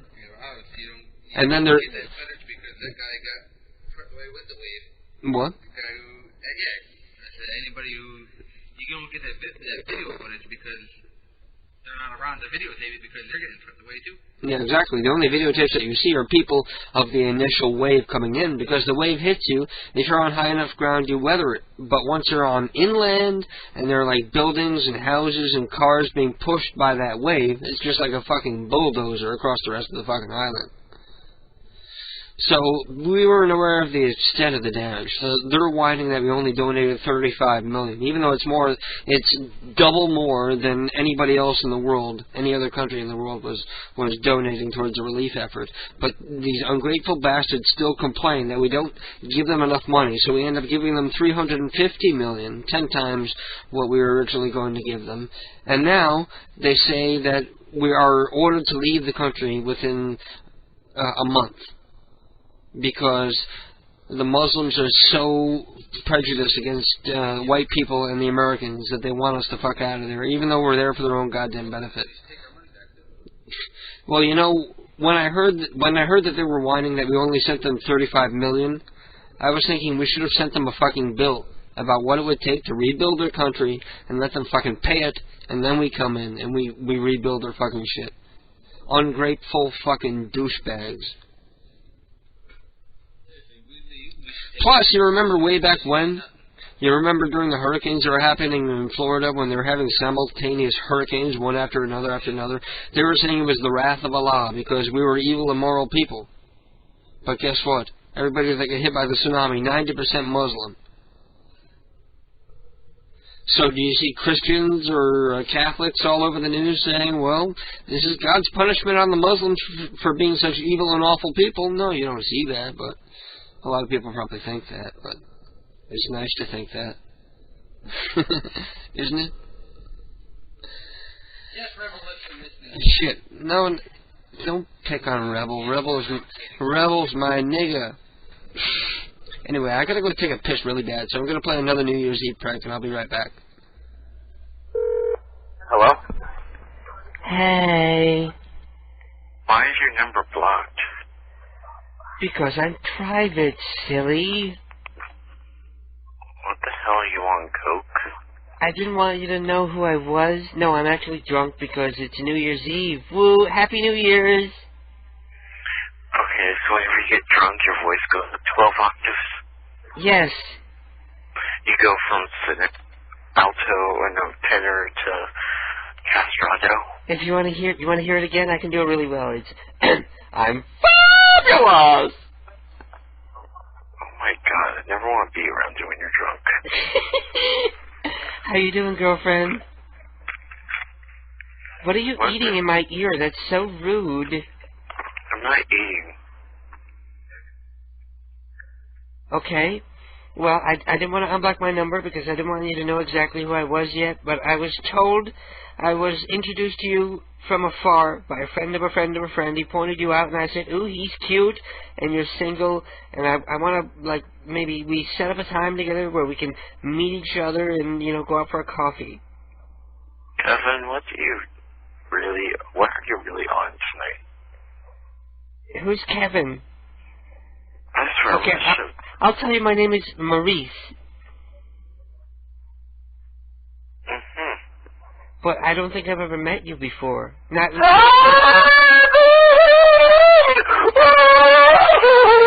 Happy New Year, woo!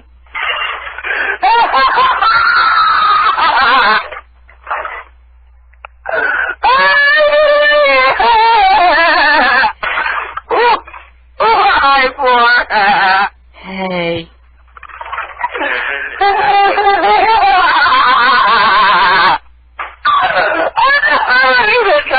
Buddy. Kevin, is that your ex-boyfriend, the one who has a big dick but won't let me have him because he has a fiancée that he thinks he's going to get married to, but he's really just a gay little faggot who's in denial? Yes, exactly. That's him. Dude, get your ass down here so you can like fuck me and realize that you're a fucking faggot. Where do you live? Where do you live? I'll be right there. Trumbull. 1, 2, 3. That's too far. Meet me halfway. You see, this is the problem. You think you're halfway. You're all the way gay. No, you want you to meet me halfway, so be quiet. I'm trying to get laid here. I'm sorry. I want you to drive halfway and meet me, and I got a nice big car. I'll fuck you in the back seat, give you a thrill. Alright, will you dump your fiancée for me? Yes. Okay. Will you tell her she's a fucking cunt who should just go for another guy? Who has a fiancé? That is so clear. Hello? What? You people are incoherent. What And the fuck is this? you are an art fag. Oh my god! You are such a holier-than-thou douchey art fag. I never want to meet you. I would never stick my dick in you. I would never stick Kevin's dick in you with me pushing. Kevin's dick isn't big enough to stick in the ass. Well, you're right. You're goddamn right about that, and that's one of those things you and I stuck together on. The kid's got a little pencil dick, and he had nothing to do with the Hucklebuck. Oh, he had plenty to do with the Hucklebuck. He was trying to give me the Hucklebuck down at the bar. He tried to suck the pants off me. Who the hell's on the line altogether? I'm Maurice. I'm Maurice. Well, we're Maurice. We are Legion. Where's Kevin? Who's Kevin, you stupid ass? No, I'm working. Why did you invite him? I wanted to fuck some in the ass, okay? Alright, well, give Kevin, no, Kevin, you dare give him my address, I'll have to fuck you. No, that, you would like that. No, I'm free tomorrow, I can make an opening. I only charge about $20 an hour. I would like any of us would pay for what you're given. Ugh. Bring us somewhere else, sister. That's my special rate for you. Go tell it to the street. My regular rate is... Okay, we're gonna let you go because you're a douchey, lonely art fag and you need to get back to your comic books.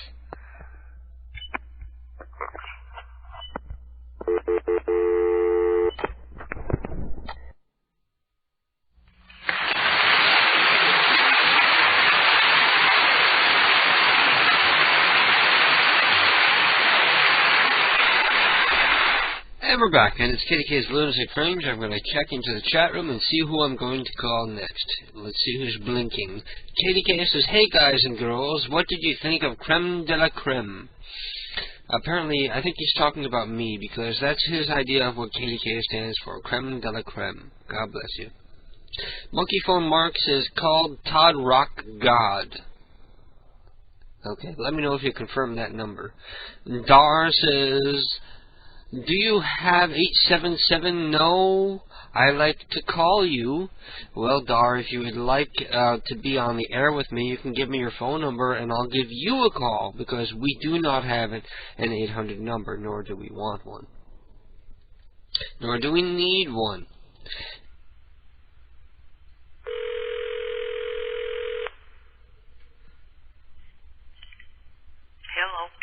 Hello, Mr. Wuss. How you doing, dear? This is Mrs. Rosenthal from down at the health center. How you doing, dear? Okay. Listen, Bye. we have a new program that we started up at the center where we have people from the neighborhood bring the elderly out. Bastard.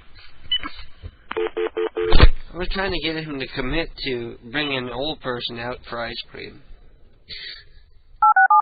Okay, and I'm sitting here on a Saturday night, getting drunk and smoking weed and talking to my friends, just like the old days, just like the good old days, the good old times. See, I remembered, or not I remembered, but I realized a long time ago that life is a lot easier when you've got people on your side, when you're able to work together with people to help create something larger than the sum of its parts, as we've done with PCU. And obviously I've done much better being involved with other people and helping other people than I would have ever been if I had tried to go it alone, like certain people who decided to stab us in the back and become haters.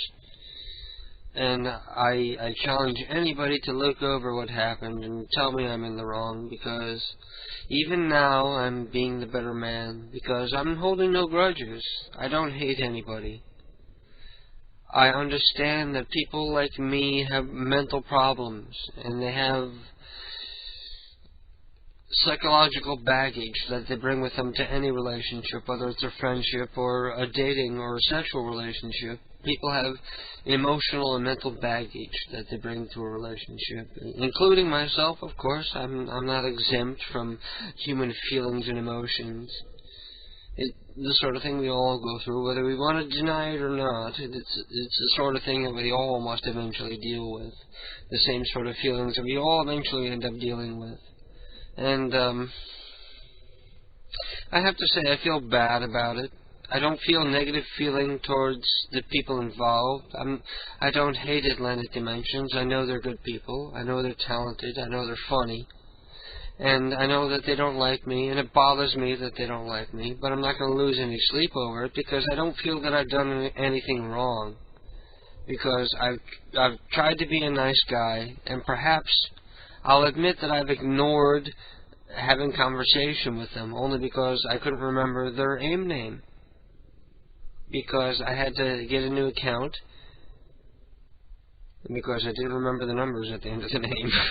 If it was just a fucking regular name, I would have remembered it right away. And instead, I'm waiting for you to contact me, and in the meantime, you're thinking that I'm avoiding contacting you, and because of lack of communication, fights get started between people who have respect for each other, but just don't communicate enough for each party to understand as much. You know what I mean? Maybe I'm just too drunk. On that note, let me take another shot here. This will be my last shot of the night, and I've lost count. I'm so tipsy and drunk at this point that I've completely lost count. While I'm pouring my shot here, I'm pouring my last shot here. And this is almost the end of the bottle. And an alcoholic would say I might as well finish off the end of the bottle rather than put it back. But I'm at the point now that I know if I drink more than one more shot, then I'm going to end up feeling sick and uncomfortable. And that's the key to being a good drunk, is like realizing when you've drunk too much or when you're about to drink too much, so that you won't enjoy your time. With that said, let me take a sip of this here.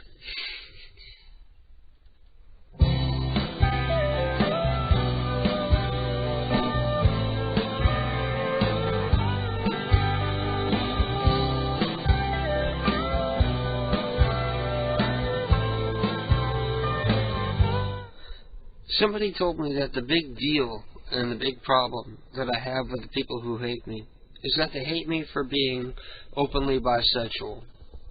And a lot of people don't understand the difference between gay and straight. And they don't understand how bisexual could possibly fit into the equation. And they don't want to accept the fact that there are people out there, the majority of the people out there actually, who are attracted to both sexes.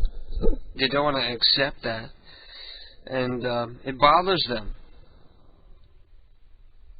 And you know what even bothers them more? Is if they call somebody a fag and it doesn't bother you. Because let's face it, if I didn't want people to know about my sex life, I wouldn't talk about it. Nobody would know about it. I don't think I sound like a fag. I don't think anybody would be calling me a fag by hearing my voice. If I slur, it's because I've drunk too much.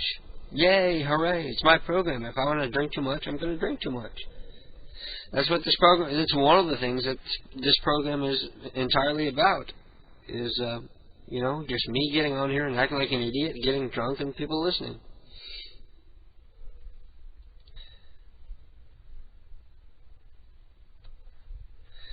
Pardon me while I take this last shot here. I poured it already and it's waiting for me, so I've got my chaser and my shot here. I'm feeling like a person who's like waiting for execution in Iraq. I'm waiting to be walked into the room where they're going to cut my head off on a video. And really all I'm doing is like taking a shot of vodka. But just the anticipation of how bad it's going to be is like getting to me. So let's just get it over with. I'll take half a mouthful of soda, and then the shot, and then wash it down with the soda.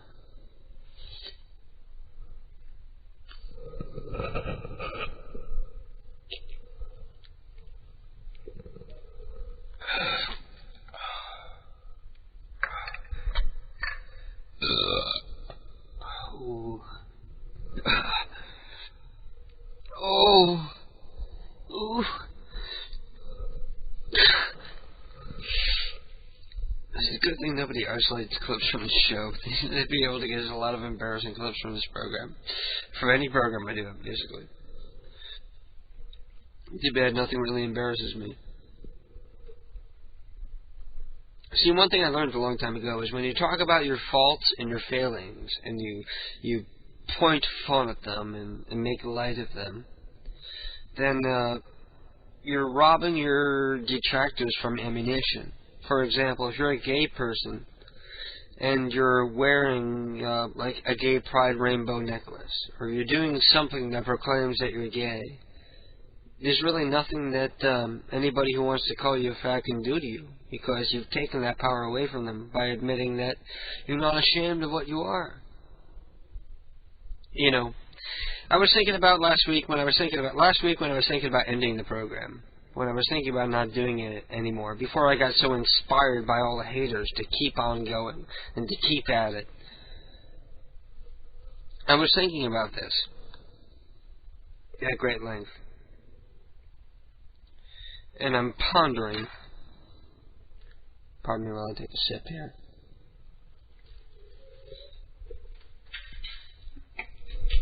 Hey! I don't know if you guys heard that or not, but there's a fucking cat fight going on behind me. Everybody calm your fucking asses down. You peeking at me over the coffee table. I'm going to get the water pistol and shoot you right between the eyes. Oh, fuck. He knew what I was doing. I reached for the water pistol and he ran like hell. But the other one's too stupid. Julian's going to get it right in the face right now. I'm going to squirt him with a water pistol. Oh, got him right in the face. He's looking around. He's looking to the left. There's no where the water came from, even though he's looking right at me, because he's a stupid fucking cat. Oh, again, right in the face. He's looking behind him. Oh, right in the face. There he goes. He's running away. He hid behind the couch. It took 3 shots for him to realize what was going on. Wait a minute. He was the one squirting me in the face with water. Now that I completely lost my fucking train of thought.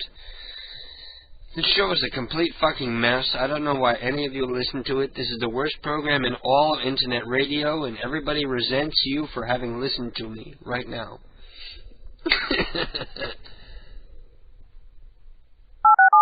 Minute? No, I didn't really start a fire, but I did light a cigarette, and I don't know where it is. Hello? Hello!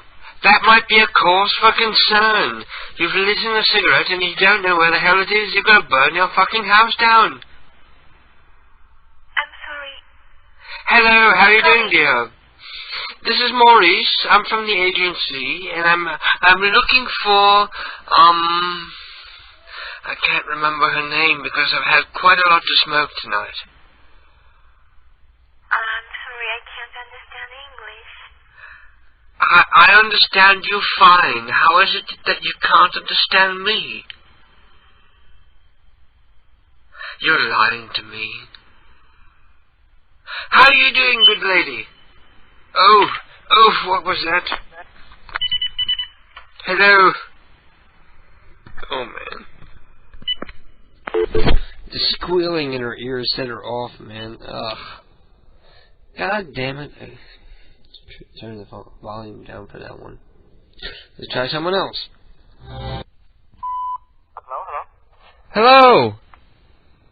How you doing? What kind of games you playing over there? I'm trying to call you. You're playing all kinds of shit games with the fucking computer and shit. Sorry? What kind of games you playing with the fucking answering machine? I'm calling you. You make me feel like a second-class citizen with like, oh, wait, you're not important enough for us to talk to you right now. Sorry, I think you dialed the wrong number. No, I'm looking for you. How you doing? Who is this on the line? This is Chun, right? Mr. Pooh? Mr. Pooh! Hello! My name is Maurice. I think you got the wrong number. I'm sorry. No. I'm looking for Mr. Pooh. No, there's no such Mr. Pooh here. What are you talking about? Okay, then I'm looking for you. It's the same number. Alright, stop playing this. Alright. How you doing, girlfriend? Hello? Mr. Pooh? Hello? Bastard.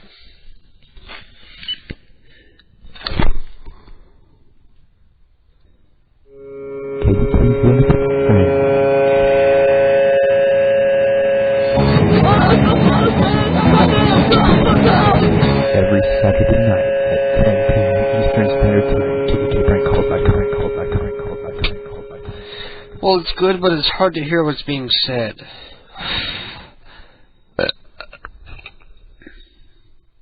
But no, Sonic, thank you. And there's another thing that I wanted to listen to tonight that I haven't listened to yet. It's a song that was sent to me by Juggle who is a huge ICP fan. He's like the world's biggest Insane Clown Posse fan.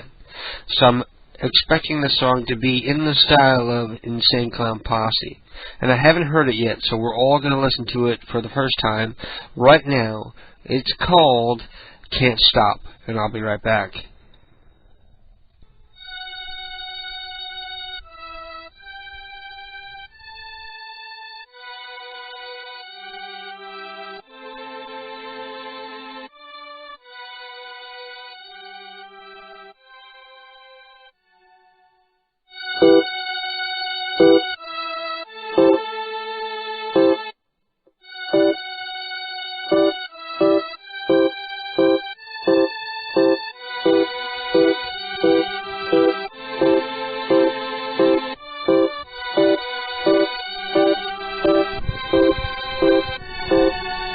They say offended people make your shit sell quick. In that case, fuck crackers, hips, and spits. If you kissing on me while you riding on my dick, don't kiss me on the lips. I got a herpes simplex. Was it number one or was it number two? I forgot. You should get my dick out your mouth, fool, before I shoot a load into your abode. Down your throat, 6 months, you got a soul. Lost my to a girl half my age. Don't smoke pot, it's a waste of all your days. Should I count the waves or should I jump on stage? Try to save face and say smoke weed every day. Keep it on the weekend. Don't sell unless you like the pen. Don't take Vicodin and make you swallow all your vitamins. Don't live a life of sin if it's your first time drinking gin. Make sure you ain't in the presence of any beautiful women. Yo, I'm looped like a worm, still like a born. I'm incriminating tapes of you inside your college dorm. I don't live in St. Louis shores, and nor do I ignore the fact that the back door is itself a dirty whore. I fuck you on the floor, show your ass to the door. Come back a little later if you want a little more. If you don't, fine, don't even bother to call. Pussy prudent girls got my ass appalled. So pass the dog or pass the J. I don't really care, I'd hit it either way. So if I spray your face with my gifted human race, it's a shame that it always has to die and go to waste. And if I can't change my ways, and if I don't see better days, I'ma come after you cause I need someone to blame. Cause it's funny, I began the night depressed, smoked the sets, and changed my mood right quick. Like OJ said, if the glove don't fit, then you must commit to a quit a little bit. I'm a lone wolf in a vicious pack of wolves. I war on the world and chew on your bones, so hold the phone. And if your man comes home, expect to find him dead with a hole in his dome. And not the silver dome, it's not packed all around. And if your ass ain't loud, I'll bust shots at the crowd. Shrouded like the Turin, rude like the Corin, dirty like my urine. Don't think I don't know what you doing. Try that stuff again, girl, your ass get popped. Cause it's 187 on the undercover cop. B&E on your punk ass moms. You might be gay if you find yourself fine of raping young men. Send them to the beyond. John, I think you went a little bit too far this time. I'm the kid in the hall who be slinging drugs. Don't know where I'm going, where I'm headed, just because I catch a buzz from a vibrant green bud. So come over here, bud, and take a long tug. Shaka, shaka, shaka, waka, waka, waka. I start speaking tongues when I'm drinking my vodka. Shove me in my locker, and now you get a popper. A bullet from the clip of my 9mm blocker. I send the white kids in the grandmama too, and make the walls pink and your big toe blue. I can't believe this dude telling me I can change if I wanted to. That's just rude, even if it's the truth. So what's wrong with these youth? They practically less use, spilling needles and then they abuse. Chilling, smoking, selling rocks on my porch when this hot-looking door came up. They wanted a sport. I said, look here, man, I don't know a thing though. Come around here and talk that trash again. My boy was like, hey man, I must make amends with the sole provider of my marijuana plant. I got Kim nuclear plans in the pocket of my pants. In the other hand, I got the piece to make your ass dance. So pretend you with a trance and help me advance to this rap career that I really want this bad. That I'll shoot, kill, and steal, stab, and grab my motherfucking steel. You fat and worthless like a Happy Meal. Make your ass stuck like a shady record deal. I got the weed, let's roll it like a wheel. Sell more tapes than your punk ever will. Make you grab your heels cause I got the skills. I got 4 aces and I still bid nil.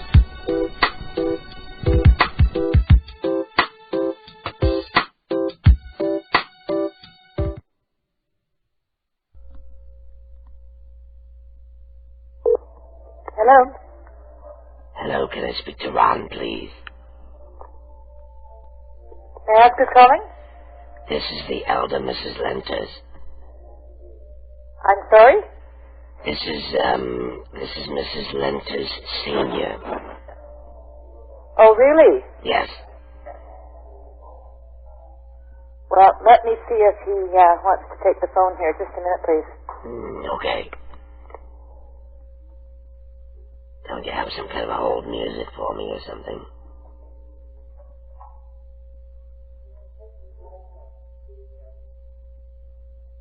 I don't know.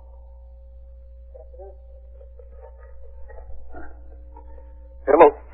Hello, this is the elder Mrs. Lenters, and you've never met me before, but I understand you had some words with my daughter earlier this evening. Yes, I believe we did. And I'm calling because you said some awful things about my grandson, and he's very broken up about it. You said he had no pride, that he ought to be ashamed of himself. And I did not, ma'am. Well, that's what she says. She says that he must not have any pride to be so lackadaisical and not put forth any effort in the game. And he's been here all upset and crying to me about it, and I want you to apologize. You wanted to apologize? I want you to apologize to him for what you said, because he's just a child and you're an adult and you ought to know better. Ma'am, are you aware of what your daughter said to me in front of my son, my 13-year-old son? Well, to be honest with you, she didn't tell me that part. Yes, I would imagine she didn't. She came down. What I said to the boys was, when it was 7-0, right? I said, come on, boys. Where's your pride? I said, start playing hockey. I never pointed any finger at your grandson at all, and as a matter of fact, your grandson Brandon is a good friend of my son Chris, and they play floor hockey at school, and they chum around together at school. They're very good friends, and I believe that you should take a long, hard look at what was said, because I never pointed my finger at Brandon at all.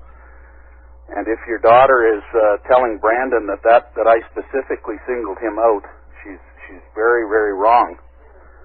Brandon was not even playing in the game at the time. He was injured at the time.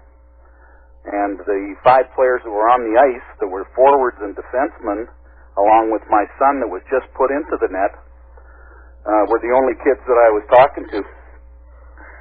And it was because we basically were down 7-0 and the kids quit playing. I'm very knowledgeable about hockey. I've coached hockey. I've done all types of things with hockey, but I'm afraid that your daughter is maybe misread the situation. I know that she came all the way down the bleachers and used some very, very bad language in front of my son. What did she say? Told me that I should get out of the hockey rink, and I can tell you right now that I talked with the manager of the team afterwards, and I said I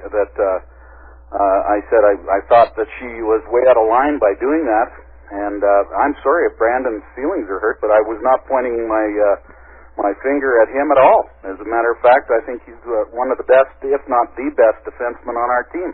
Well, you're right, but, I think she was upset because she said somebody stopped by while she was on her way back to the car and told her that she was no longer welcome at any of the games if she was going to have such outbursts. So is there any way to tell me exactly what she said, because I think she's lying to me, and she's been lying to him, and perhaps she's the one who has him so upset. Well, I don't want to cause any kind of a rift between you and your daughter, but basically, I know she has a temper. I know she does. I witnessed that tonight, and I was quite upset about the whole thing. She told me to shut the F up. Oh, she loves that F word. Yes, and I was not impressed because my younger son, who's 13 years old, was sitting between myself and my wife at the time. And, I know that probably at 13 he's heard the word many times, but it's a big shock to hear it from one of the moms. Yeah. And, I didn't quite know how to react, ma'am, and I'm very sorry if Brandon is upset, because there is no way that I was singling him out or any of the other boys.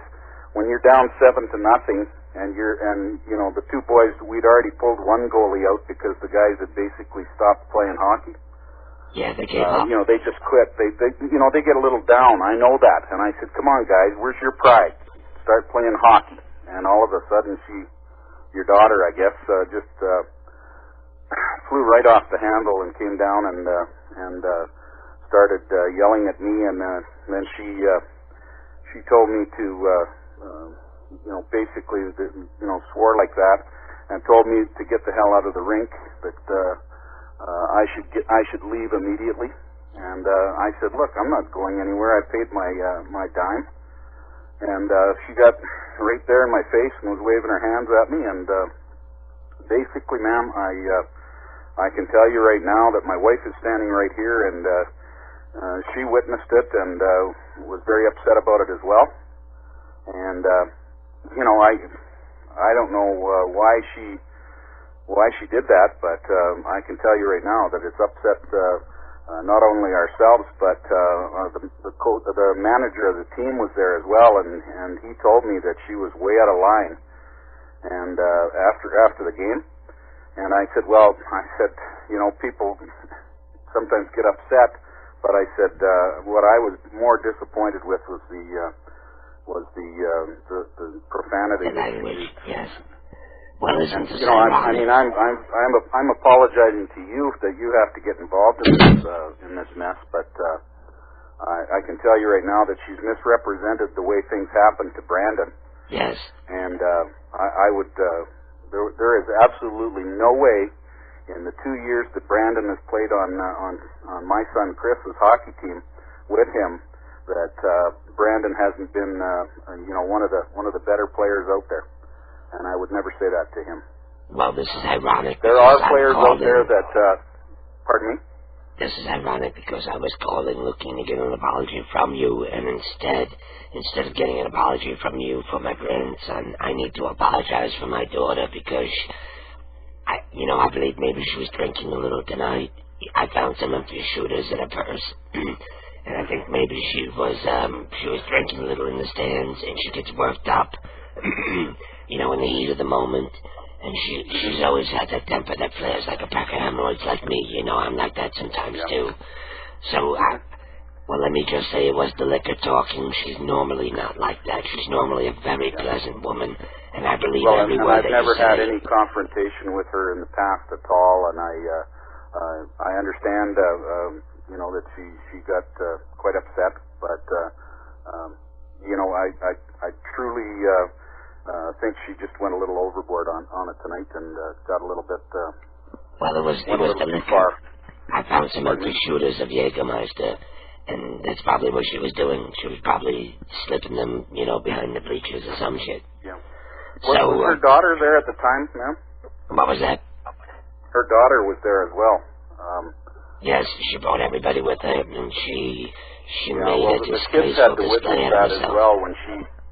Her daughter and the other kids had to witness when she came down the stands and tore into me like that, and I really didn't think that the kids should have to witness that as well. So. But if you are talking with Brandon, please tell him that I did not do this, that what I'm being accused of. And he can talk to Mr. Welch if he'd like, who's the manager of the team. He was sitting right there with us. So. Okay, I'll let him know, and I'll speak to my daughter, and I'll tell her to, keep the drinking to an at-home thing, because these things happen. This isn't the first time, She started a fight with a lady in the supermarket last week, so she has a history. I'll have a word with her, and I'll straighten it out, and I'm sorry to call you so late, but I was upset. No, not a problem. I'm glad we got it out in the open. Okay, thank you. And I appreciate your call. Thank you very much. Bye-bye. I got the whole history of what went down at the game tonight. That was a good prank call. I hope you were listening. If that was a prank call that I had requested, I'd be completely happy. Brandon got compliments, Chris got compliments, and the only person who got dissed was Mom, who was getting drunk on Jägermeister shooters at the game. Oh boy.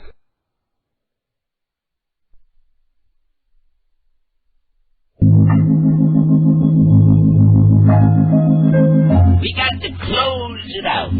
That's it for tonight. Be back again tomorrow night. Red-eyed and bushy-tailed, 'cause I can tell you tomorrow, baby. I moved your picture. I moved your picture From my wall. from my wall. From my wall. And I replaced them. Both large and And I replaced them. Both large and small. Both large and small. And each new day. Each day. Each and every one. Finds me so blue. So find me so blue. So blue. Nothing takes the place of you. Just remember, nothing takes the place of Nothing can ever take the I place of you, read baby. your letters. I read your letters. Each and every one. One by one. One by one. by one. And I still love you. And I still love you, baby. Baby, I still love you. When it's all said and done. When it's all said and done, I still be loving you. Oh, my darling. Oh, my darling. And I'm so blue. I'm so blue. Because nothing. Because nothing. Because nothing. Nothing. Oh, Nothing. nothing. It feels quite as good as your vagina.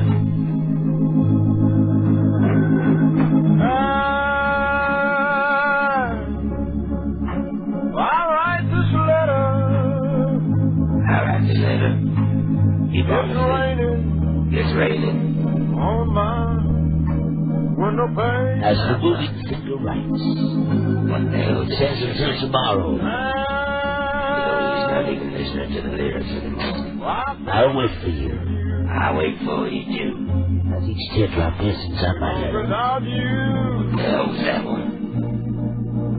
nothing seems the same. Without time, nothing's the same. Nothing's the So same. I'll wait And I'll wait until you're home. until you're home. Again, I love you, Again, like I said before, I love you. but I'm all alone. But I'm all alone. I'm all alone till I see it again tomorrow night, baby. Alright. Till tomorrow. Till I tomorrow. love you so much. I love you more. I'm so blue. Bye. I'm bluer. Goodbye. Because nothing, Nothing. oh, but Oh, nothing but nothing takes the place. takes the place of you, baby.